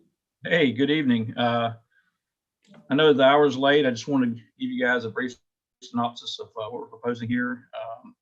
My name is Greg Staggs. I'm representing AT&T Wireless, and we're asking for a conditional use permit on a small section, as mentioned, 0.129 acres on this 35-acre parcel of the Robert and Janice Schaffner property.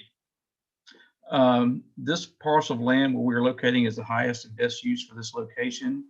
It provided much needed telecommunications service to this community, and with the rapid growth, influx of families and the multiple developments we've seen just while we've been going through this process, and as our Google Maps have been changing so quickly with the new homes and new community things going out in that northeastern part of this, the city of Centerton. The purpose of this site is to provide FirstNet for first responders and emergency personnel. All emergency personnel, including the Centerton Fire Department, Police Department, Benton County Sheriff's Department, and all first responders will have access and can have access to the FirstNet system, which will be available and increased here in this community. Also, over 90% of all 911 calls are made via mobile phones, and the state of Arkansas, likely most of its counties and responders will utilize this critical AT&T infrastructure. Without a tower to support this wireless network, your phones and those of emergency personnel will be useless in a disaster such as power outages, storms, snow and ice storms like we've had here, and traffic accidents, and fallen elderly folks and medical staff such as that. AT&T is currently requesting to construct a 160-foot wireless communications facility. This new transceiver location is critical to successfully cover this very busy area of the city and provide the necessary capacity to this area of AT&T's network. Just to kind of wrap it up, we do feel that this tower site location meets the conditional use requirements, and that's why we're asking for your approval today, only if not just for AT&T, but also for the people who live here travel through here and the businesses that are developing and growing in this community. Available for any questions if you guys have. Thanks, Greg. Donna, I believe this is you. Do you want to give us a staff overview? Sure. So Greg has covered a substantial portion, but the conditional use application was approved by Planning Commission on December 15th of last year. This is a 75 by 75 square parcel that's being leased. It will be a 160-foot tower with FirstNet equipment for first responders. It will be accessed off of an existing gravel driveway with a new proposed private access and utility easement off of Townview Road, which is a major arterial. As part of the conditional use application, we are doing this as a public hearing, and all of the requirements for the public hearing have been met. We did receive a drainage letter as part of the development plan, which has been accepted by staff. There's minimal impact to the site and minimal grading. We could go to the next page, please.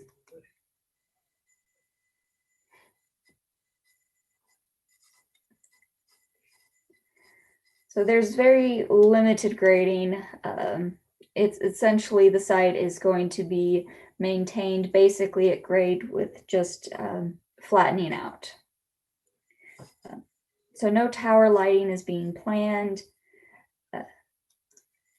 So there will be nothing major. The only lighting will essentially be some equipment lighting, which will only be on whenever the site is being worked on. There will be some screening, which is shown on the landscaping plan on the next page. So this will be continuous 6-foot tall evergreen hedge provided around the security fencing, which was another requirement per the conditional use letter and requirements. So as far as this plan goes, we have very few staff comments remaining. We've had a few issues getting a legible survey, but other than that, the site and plans have met staff requirements. So we are all good, and the engineer is good with this coming to Planning Commission. So we have no problems with this. If you have any questions, feel free to shoot us a message.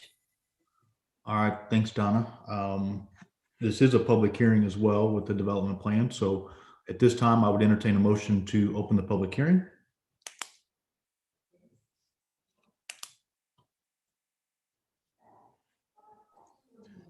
This is Joey. I'll make a motion to open the public hearing for development in 2101 Long Shot. This is Ben, I second. Motion and a second. Is anyone opposed? All right. Donna, does anyone have their hand raised that wishes to speak in regards to the development 2101, the cell tower? Yes, in fact, Mayor Bill Edwards. Mr. Mayor, you're recognized. Okay, sorry, I'm getting this button. Hey, I just wanted to just say a couple words. I am actually talking to you on a AT&T FirstNet device. The city has switched to this network about a year and a half ago. We've had nothing but great results with it, and based also on Donna's comments and them working with us, I fully support this. Your address, sir? Yes, sir. My address is 261 Sun Meadows Drive, Centerton, Arkansas. So if we can't hear you, we should complain to Greg. I'm just kidding. No, I'll complain to him. I've got several contacts with him. So, all right. Thanks, Mayor. Donna, anyone else wish to speak? I see no other hands. Second call in regards to the development for the cell tower. No hands? And third and final call. Well, no hands. All right. With that, I would entertain a motion to close the public hearing for development 2101, the Centerton Long Shot cell tower. This is Joey. I'll make a motion to close the public hearing for development 2101. John, I'll second. Motion and a second. Is anyone opposed? All right, the public hearing is closed. Any questions, comments from any of the commissioners in regards to the cell tower development plan?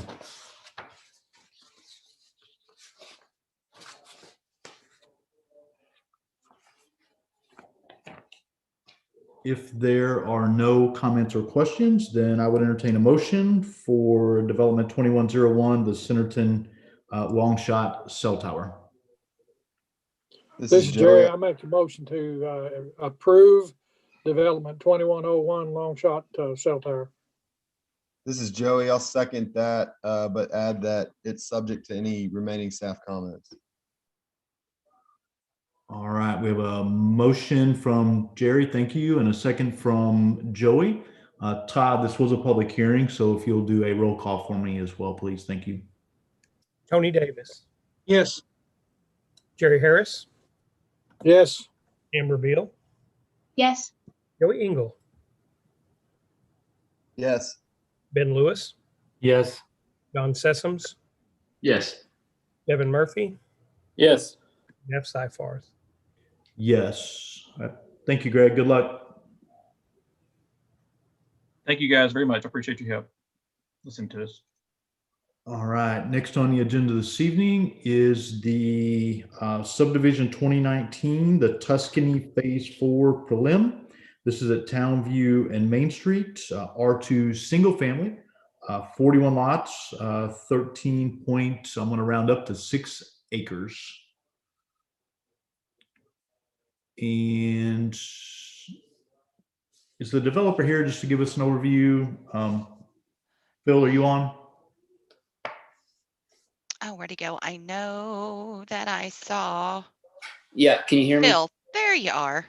Yes, sir. You want to give us a brief overview? Sure. This is just the final phase of the Tuscany subdivision. We had phase 3 approved a few months ago. All the pond improvements that we talked about before will happen before this phase ever gets started. But we're here for your approval. Thank you. Diane, do you want to give us a staff overview? Yes. This is the fourth and final phase of the Tuscany subdivision. It is 41 buildable lots. They are all single family, and they do have the correct lot widths. This time they are all 80 feet. Nicole and Lorraine did find a few little minor issues on some of the lots, especially on some of the corners and some of the numbering on the lots. So those are the biggest comments that we have outstanding on that. And Phil, I want to apologize that you just received those today. I've been up to my eyeballs in a PUD that got tabled. So please excuse me for that. PC approval is needed for the preliminary plat and plans, a adjacent street agreement, and staff request that approval be, if approval is granted, to be contingent on the remaining staff comments. The zoning, it is approximately about 3 units per acre, and the lot sizes range from 0.23 acres to 0.32 acres. And the typical lot size is about 0.27 acres, which is like an 87 by 184 foot lot.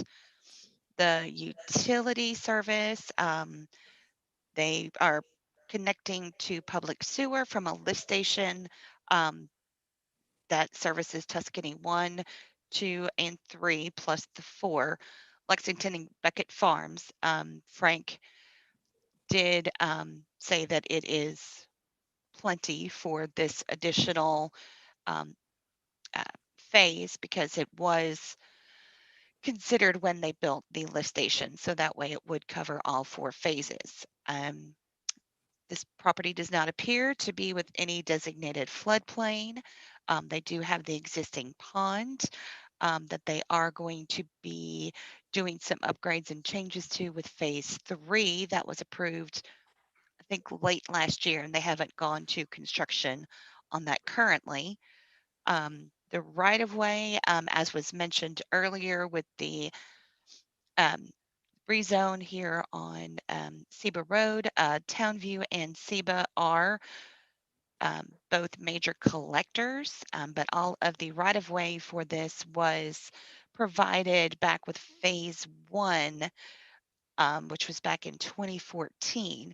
So the right of way dedicated along Townview is 35 feet. So we'll be having to look at getting more further to the south. And they did do required improvements along Townview Road. But with this phase 4 and phase 3, they will be constructing sidewalks, 5-foot sidewalks on the north side there of Townview. The National Wetlands Inventory Mapper indicates that it doesn't seem like there are any wetlands on this area that they would have to contend with or possibly have to have any research done. Drainage, as I mentioned earlier, the pond was constructed, I'm getting tired, with phase 1. And the pond is getting worked on with the phase 3. And I don't know if they're going to be doing phase 3 and 4 together or what their plans are. So that's neither here nor there at this moment. Common open space, there's not any provided in this phase. There is the detention pond there to the north, and there to the northwest of this phase is the clubhouse, and they have some, community and amenities with that. But most of that was all done in previous phases. Engineering does have a couple of comments, just trying to make sure that everything with phase 3 and 4 jive together. And same thing with the drainage report, just to double check a couple of little minor things. But as far as that, engineering does approve this and approves, the drainage. And like I said, we do have some minor comments on just double checking some of the lot widths, especially around the curves and the knuckle lots, and to check the numbering because it should be consecutive between all of the phases. I know they get kind of muddled when there's been lots of phases to this one, as there has been. And I think that's all that I have. Phil, any concerns with any of those? I know that I saw John's comments that he doesn't necessarily need a resubmittal, but any questions about any of his comments? No, sir, not at all. We've looked at those. We also got the email, I think, at 5:30 this evening from Lorene, and see no issues there. They're just minor text changes, and we're happy to make those before the pre-con. All right, thank I'm you. always right on time. And we're sorry about that, Phil. It's been a pretty crazy week, so our apologies. No problem. I don't think any of them are significant, so I think we're in good shape. Yeah, I didn't think any of it was major, so. The one concern that wasn't mentioned was on, I can't tell the lot number. It's on the lot on the southeast corner. It has that force main coming across it, and I just wanted to verify with Frank where that setback should be from that easement. I don't know how deep that we need to check on the depth of that line and so forth. So I just wanted to look into that. You bet. We're happy to talk to Frank about that and confirm what's needed. And that was included in your email you sent today, Lorene. Yeah. Mm-hmm. Okay. Phil, can you speak a little bit to what the plan is on these northern lots with the steep grade on the north side of the lots? Do they have sufficient buildable area before it starts sloping off? It looks like it's about a 10-foot drop on the lots to the pond. Yeah, those will just be, I mean, there'll be a deck off the first floor. And so they'll have a stem wall off the back. Those are all 3-to-1. So, you know, a 3-to-1 we usually consider is mowable. So they may look steep, but they're, you know, what we consider still a mowable, maintainable slope.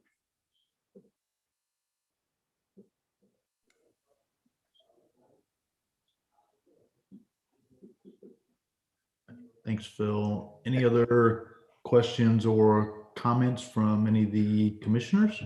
I have one real quick. Phil, can you speak to the phasing? I know we approved phase 3 some time ago. It doesn't look like any construction has started there in that phase, and now we're approving phase 4. You know, there's the year timeline. I'm just trying to make sure you're not going to have to come back and ask for an extension. I didn't know if they were planning to do it all at once, kind of prioritize phase 3, ask for a final on that, and then just roll over and finish phase 4. Yeah, there's a new new representatives we're working with the owner. It's still the same owner, but we're working with his people, and I know they've been going through just making sure that they've gotten the bids the way they want.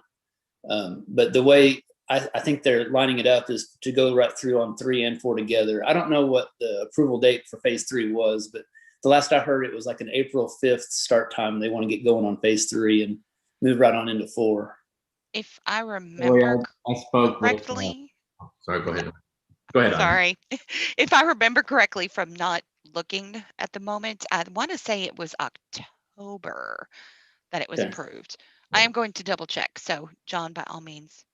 Yeah, it was October. I met with AR and his representative today, so far as the POA, to discuss the plot and plans for phase 3 and 4. And he did say he wanted to do that all at once. And as soon as phase 4 is approved, they're going to start construction in the next couple of weeks or months into phase 3, with priority on phase 3 and getting that entrance done first, so that they have a truck entrance to complete phase 4. All right, thanks, John. Any other questions or comments from any of the commissioners? If not, then I would entertain a motion for subdivision 2019, the Tuscany phase 4 preliminary plat. And I did see the date. Actually, it was approved by the Planning Commission in June of 2020. Just wanted, they still were working out and ironing out some issues, but it was approved by you guys in June of 2020. And then the final updated, corrected, fixed plat was finally given to us in October. So they could have started construction.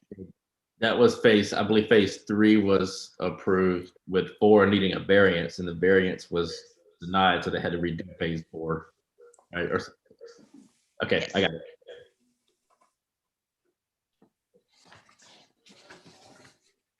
All right. With that, Jeff, this is John. I'll motion to approve subdivision 2019 Tuscany phase 4 preliminary plot plans, considering staff notes are satisfied. This is Joey. I'll second. All right, we have a motion and a second. Is anyone opposed? All right, thank you guys. Thanks, Phil. Good luck. Thank you. All right, next on the agenda under other business is an update on the new downtown center. Nicole or Lorraine, I forgot to ask you earlier, are you guys going to cover this? You are welcome to, Jeff, unless you'd like us to speak on it. So I'll cover, and please feel free to jump in, Nicole. So we did have our initial meeting. Gosh, I think it's been 2 weeks ago now, primarily staff that got together. We put together a kind of a quick plan. The first thing that let me back up. The first thing that we did was kind of had some conversations around, how to start, what we needed to accomplish and everything. And then from there, we actually looked at a couple of different properties and other things around the country just to get some ideas and thoughts. And then we put together a list of folks that we thought would be good to meet with and be part of our committee. and that included some developers from the area. It also included developers. We also asked for the potential of some banking folks. And then we also had some conversations around inviting some folks from the state that deal with development and, what people are looking for and what they're seeing, and then what's available. So we had that initial meeting. And then from there, kind of Nicole and staff, if you will, Lorraine, we're going to start the process of reaching out, and then we'll set up some additional follow-up meetings from there. And I don't know, Nicole or Lorraine, if you guys want to add anything to that. I guess I'd also like to open it to all the commissioners that if you have kind of case studies of places you've been or have heard of, feel free to email links or names or whatever you'd like to me. We're kind of just keeping a running list of good case studies to kind of consider throughout this project, kind of get the juices flowing type thing. And then also if you have good contacts that you'd like us to consider for the committee, or a potential next step would be putting focus groups together to have some in-depth discussions around what might happen in this area. Please feel free to email me with any thoughts. Yeah, if y'all have some trips that you've been on, some places that are pretty cool. So I shared an example, the Baytown area down in the Destin area. I was down there, and kind of a cool gathering area that had streets for people to walk. It had residential. It also had retail, of course, restaurants. It had ponds and just activities and whatnot. So that happened to be one when I was visiting, and I sent that over to Nicole as an example, and so she would included that as just a thought starter. So if you guys have any that you've been to, feel free to to shoot them over to us if you get a chance. All right. The projects update. Nicole or Lorraine, are you guys going to cover this, or is it because I don't know anything on the okay. Yeah, I'll just start off. I'm actually Rick's going to just give us an update.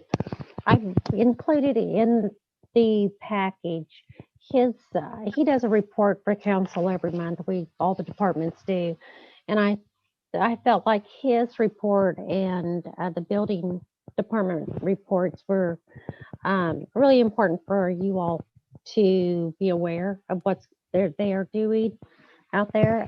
I didn't know that a dog park was going in, so I thought, well, you may not either. So I'm going to let Rick just present to you what he's been doing, and that way when something else is presented to you, that those are, you've got those in the back of your mind of what else is going on out there. So Rick, do you want to talk about this? Sure. Do you have my report that you can put up?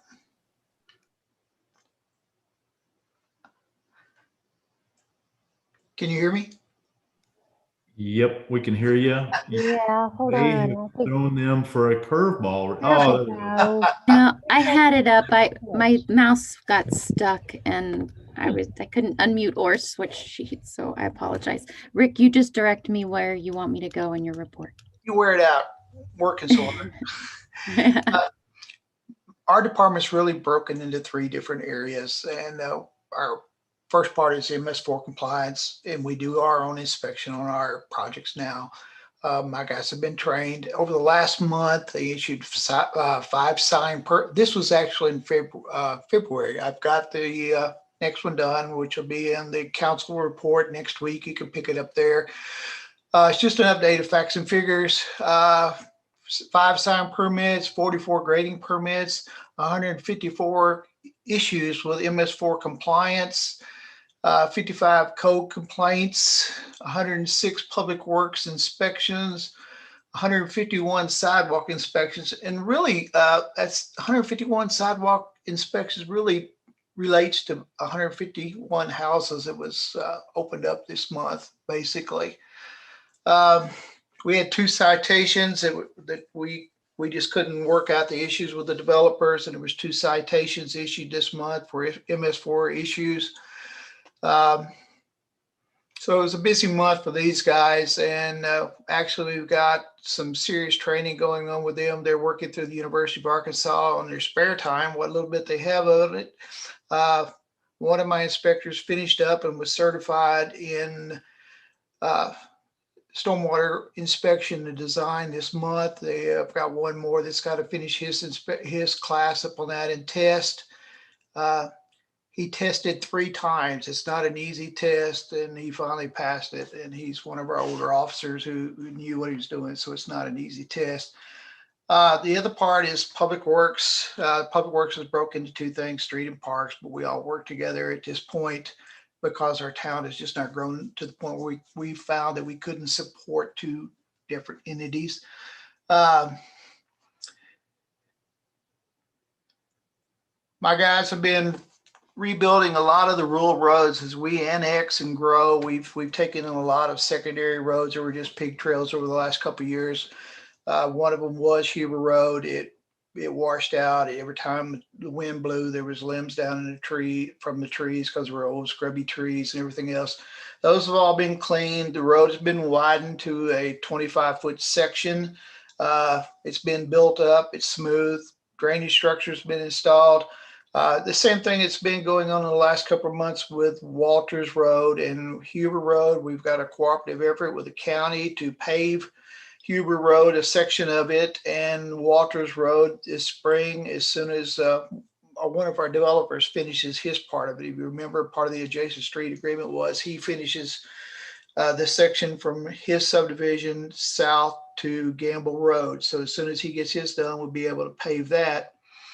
The dog park Lorraine was talking about, that was something we've had the public clamoring about for quite a while. We've got 2 of them in our mind. One is open now. The guys collected materials and built it themselves.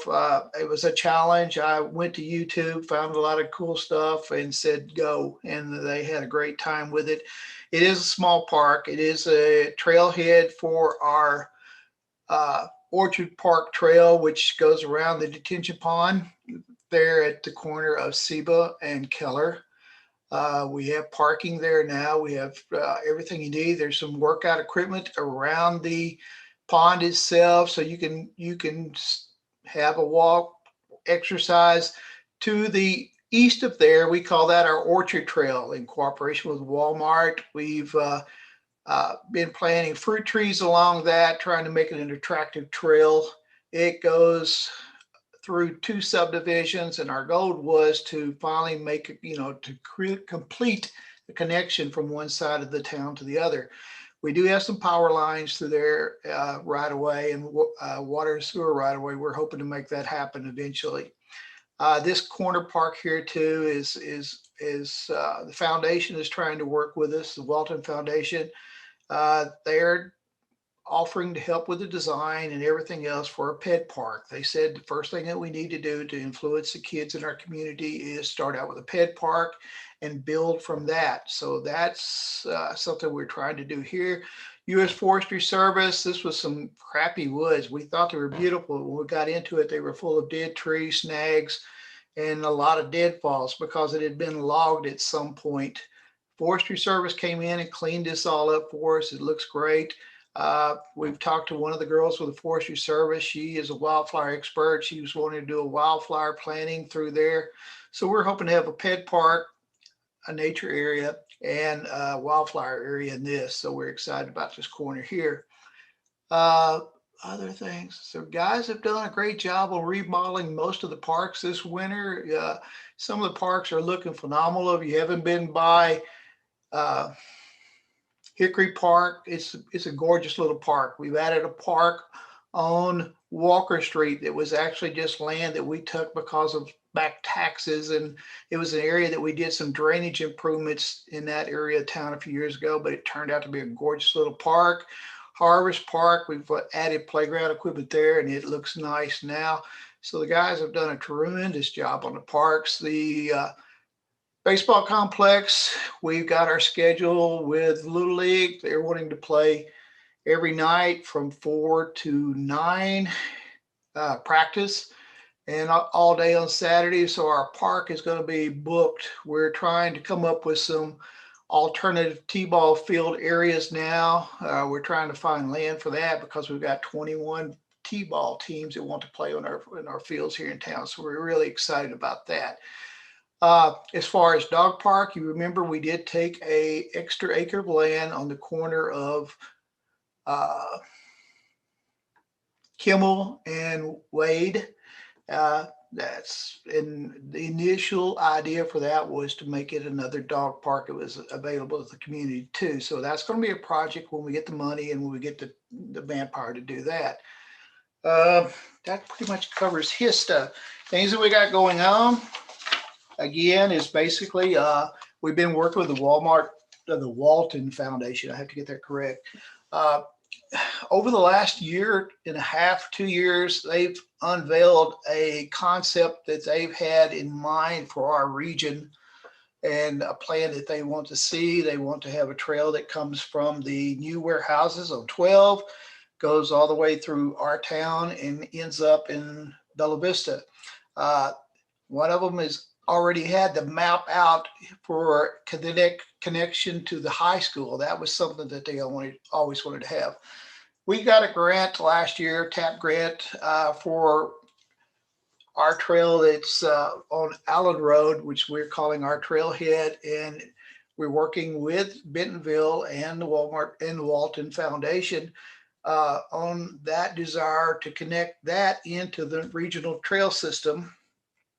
And we started out with a $300,000 grant, and we've got state approval finally. My gosh, that took us 8 months to get a state approval, and it was unreal. That one is out to bid now, so we're hoping by next month we should have it before council for approval, and we're excited about that. And the same time I did that, that was the key to get the Walton Foundation involved. They've already committed to another $350,000 to extend this trail on further. Their goal is to come along Townview Road from Allen Road, across the new box culvert that they put in on Townview. If you notice, it's already extended on the south side of the road for a 10-foot trail, which will connect into the trail that they're bringing from the south. You know, a part of the trail that we've all rode and walked on, I'm sure. So it's exciting things happening, and the foundation is moving out our way. It seems like we were out of that main focal point, but now the interest has turned to us, and I think a lot of good things are going to happen from that. Other good things, Tony, I've got a meeting with your asphalt guy this Thursday. I'm excited about that. I've got another meeting with the University of Arkansas. Dr. Hall's got a lot of new things that he wants to talk about in the asphalt paving too. So we're, with the rising cost of fuel, is escalating even more so in asphalts and concretes and everything else. You see a 50-cent increase in gas, you're going to see a $20 increase in a ton of asphalt. And with the damage that has happened this last few weeks, it's going to get crazy around here, like the housing market on roadway products. Basically, guys, that's kind of what we got going on. Any questions or anything for us? We are working with Walmart on the Greenhouse Road. I mean, not Walmart, Bentonville on the Greenhouse Road. We did get a STP grant to do the design work. Don't expect that one to happen quick. Our timeline on that is like 5 years. You have to get a grant and put your money up. You get a design. The next one you get right away. The next one you move utilities. So we're looking at a 5-year before construction actually starts on that. We're working on some modifications on the grid light at greenhouse in 102. We finally got the engineering approval on the malfunction on Main Street light. So we're just waiting on the re-engineering of that one part to be delivered to the site. And getting that one up and running is going to be quick once they get everything, but it's taken us 5 months to come to a conclusion, come to a price, and come to a re-engineered structure. Geez, Rick, you don't have enough to do. No, I don't. Anything else, guys? Thanks, Rick. Is the splash pad fixed? Splash pad is complete. We just can't get released with the government right now because of the COVID. Every time a kid would get on it, we would have to stop and sterilize, and we can't open up until this has settled down a little bit. We're really disappointed on that. My guys knocked it out of the world over there. If you haven't been over there, the landscaping is fantastic. The stone wall benching that they done is good. I think they did a fantastic job. The sidewalk looks phenomenal. Check it out. Our new trail will tie into it a little, so we left it up so it would tie into it perfect. So we're excited about it. All right. Thanks, Rick. No problem. Jeff, Bob Schaffner has his hand up. Hey, Bob, go ahead. Can you hear me? Yes, sir. Yes, thank you, and appreciate you allowing me to speak. I just wanted to circle back on the subdivision 20-19, that Tuscany phase 4. I would ask the commission if they could to see if Phil Swope or Swope Engineering could work on that detention pond first. I've had over 10 years of an issue with that detention pond with phase 1 and phase 2. I have been washed out severely with a huge ditch that is working across our cattle farm here. And we've been promised for over a decade that this would be fixed, and it's not. And my concern is that with opening up all this other, we already currently do not have viable silt fences that are up. They're already down and damaged. So again, I'm getting a lot of wash as we come into the spring season. We'll have a lot more issues with that. The other two things I just wanted to talk about was the silt fencing, but then I'm prevailing to the east of that location, the prevailing west winds. I've had dealt with a bunch of trash and construction debris. So I would hope that the code enforcement officers will be working on that, because I've lost a couple of cattle to plastic being enwrapped in their stomachs. So it's an economic issue. It's also a side issue because they've also over the years have not brush hogged that, and I've had a lot of thistle problems and weeds blowing onto my property. So again, just from the commission standpoint and the planning commission, I would ask that you request that the detention pond be upgraded before those two phase 3 and phase 4 are done to correct the issue with this drainage. Thank you for your consideration. Thanks, Bob. I was just looking through the notes here, and I don't have the report from phase 3, but Diane, correct me if I'm wrong, but the drainage was to be corrected, which included the pond before construction on phase 3. Is that correct? Hey, Jeff, he stated tonight that it would be completed before they started. It should actually be in the report also. Well, and when I spoke to JR today, he did mention that would be one of the first things that they want to do before even starting phase 3, the entrance and the detention pond. Okay. Okay, and we'll get, Diane, we'll make sure that we get with Swope and the developer, and then Rick will make sure that his compliance officers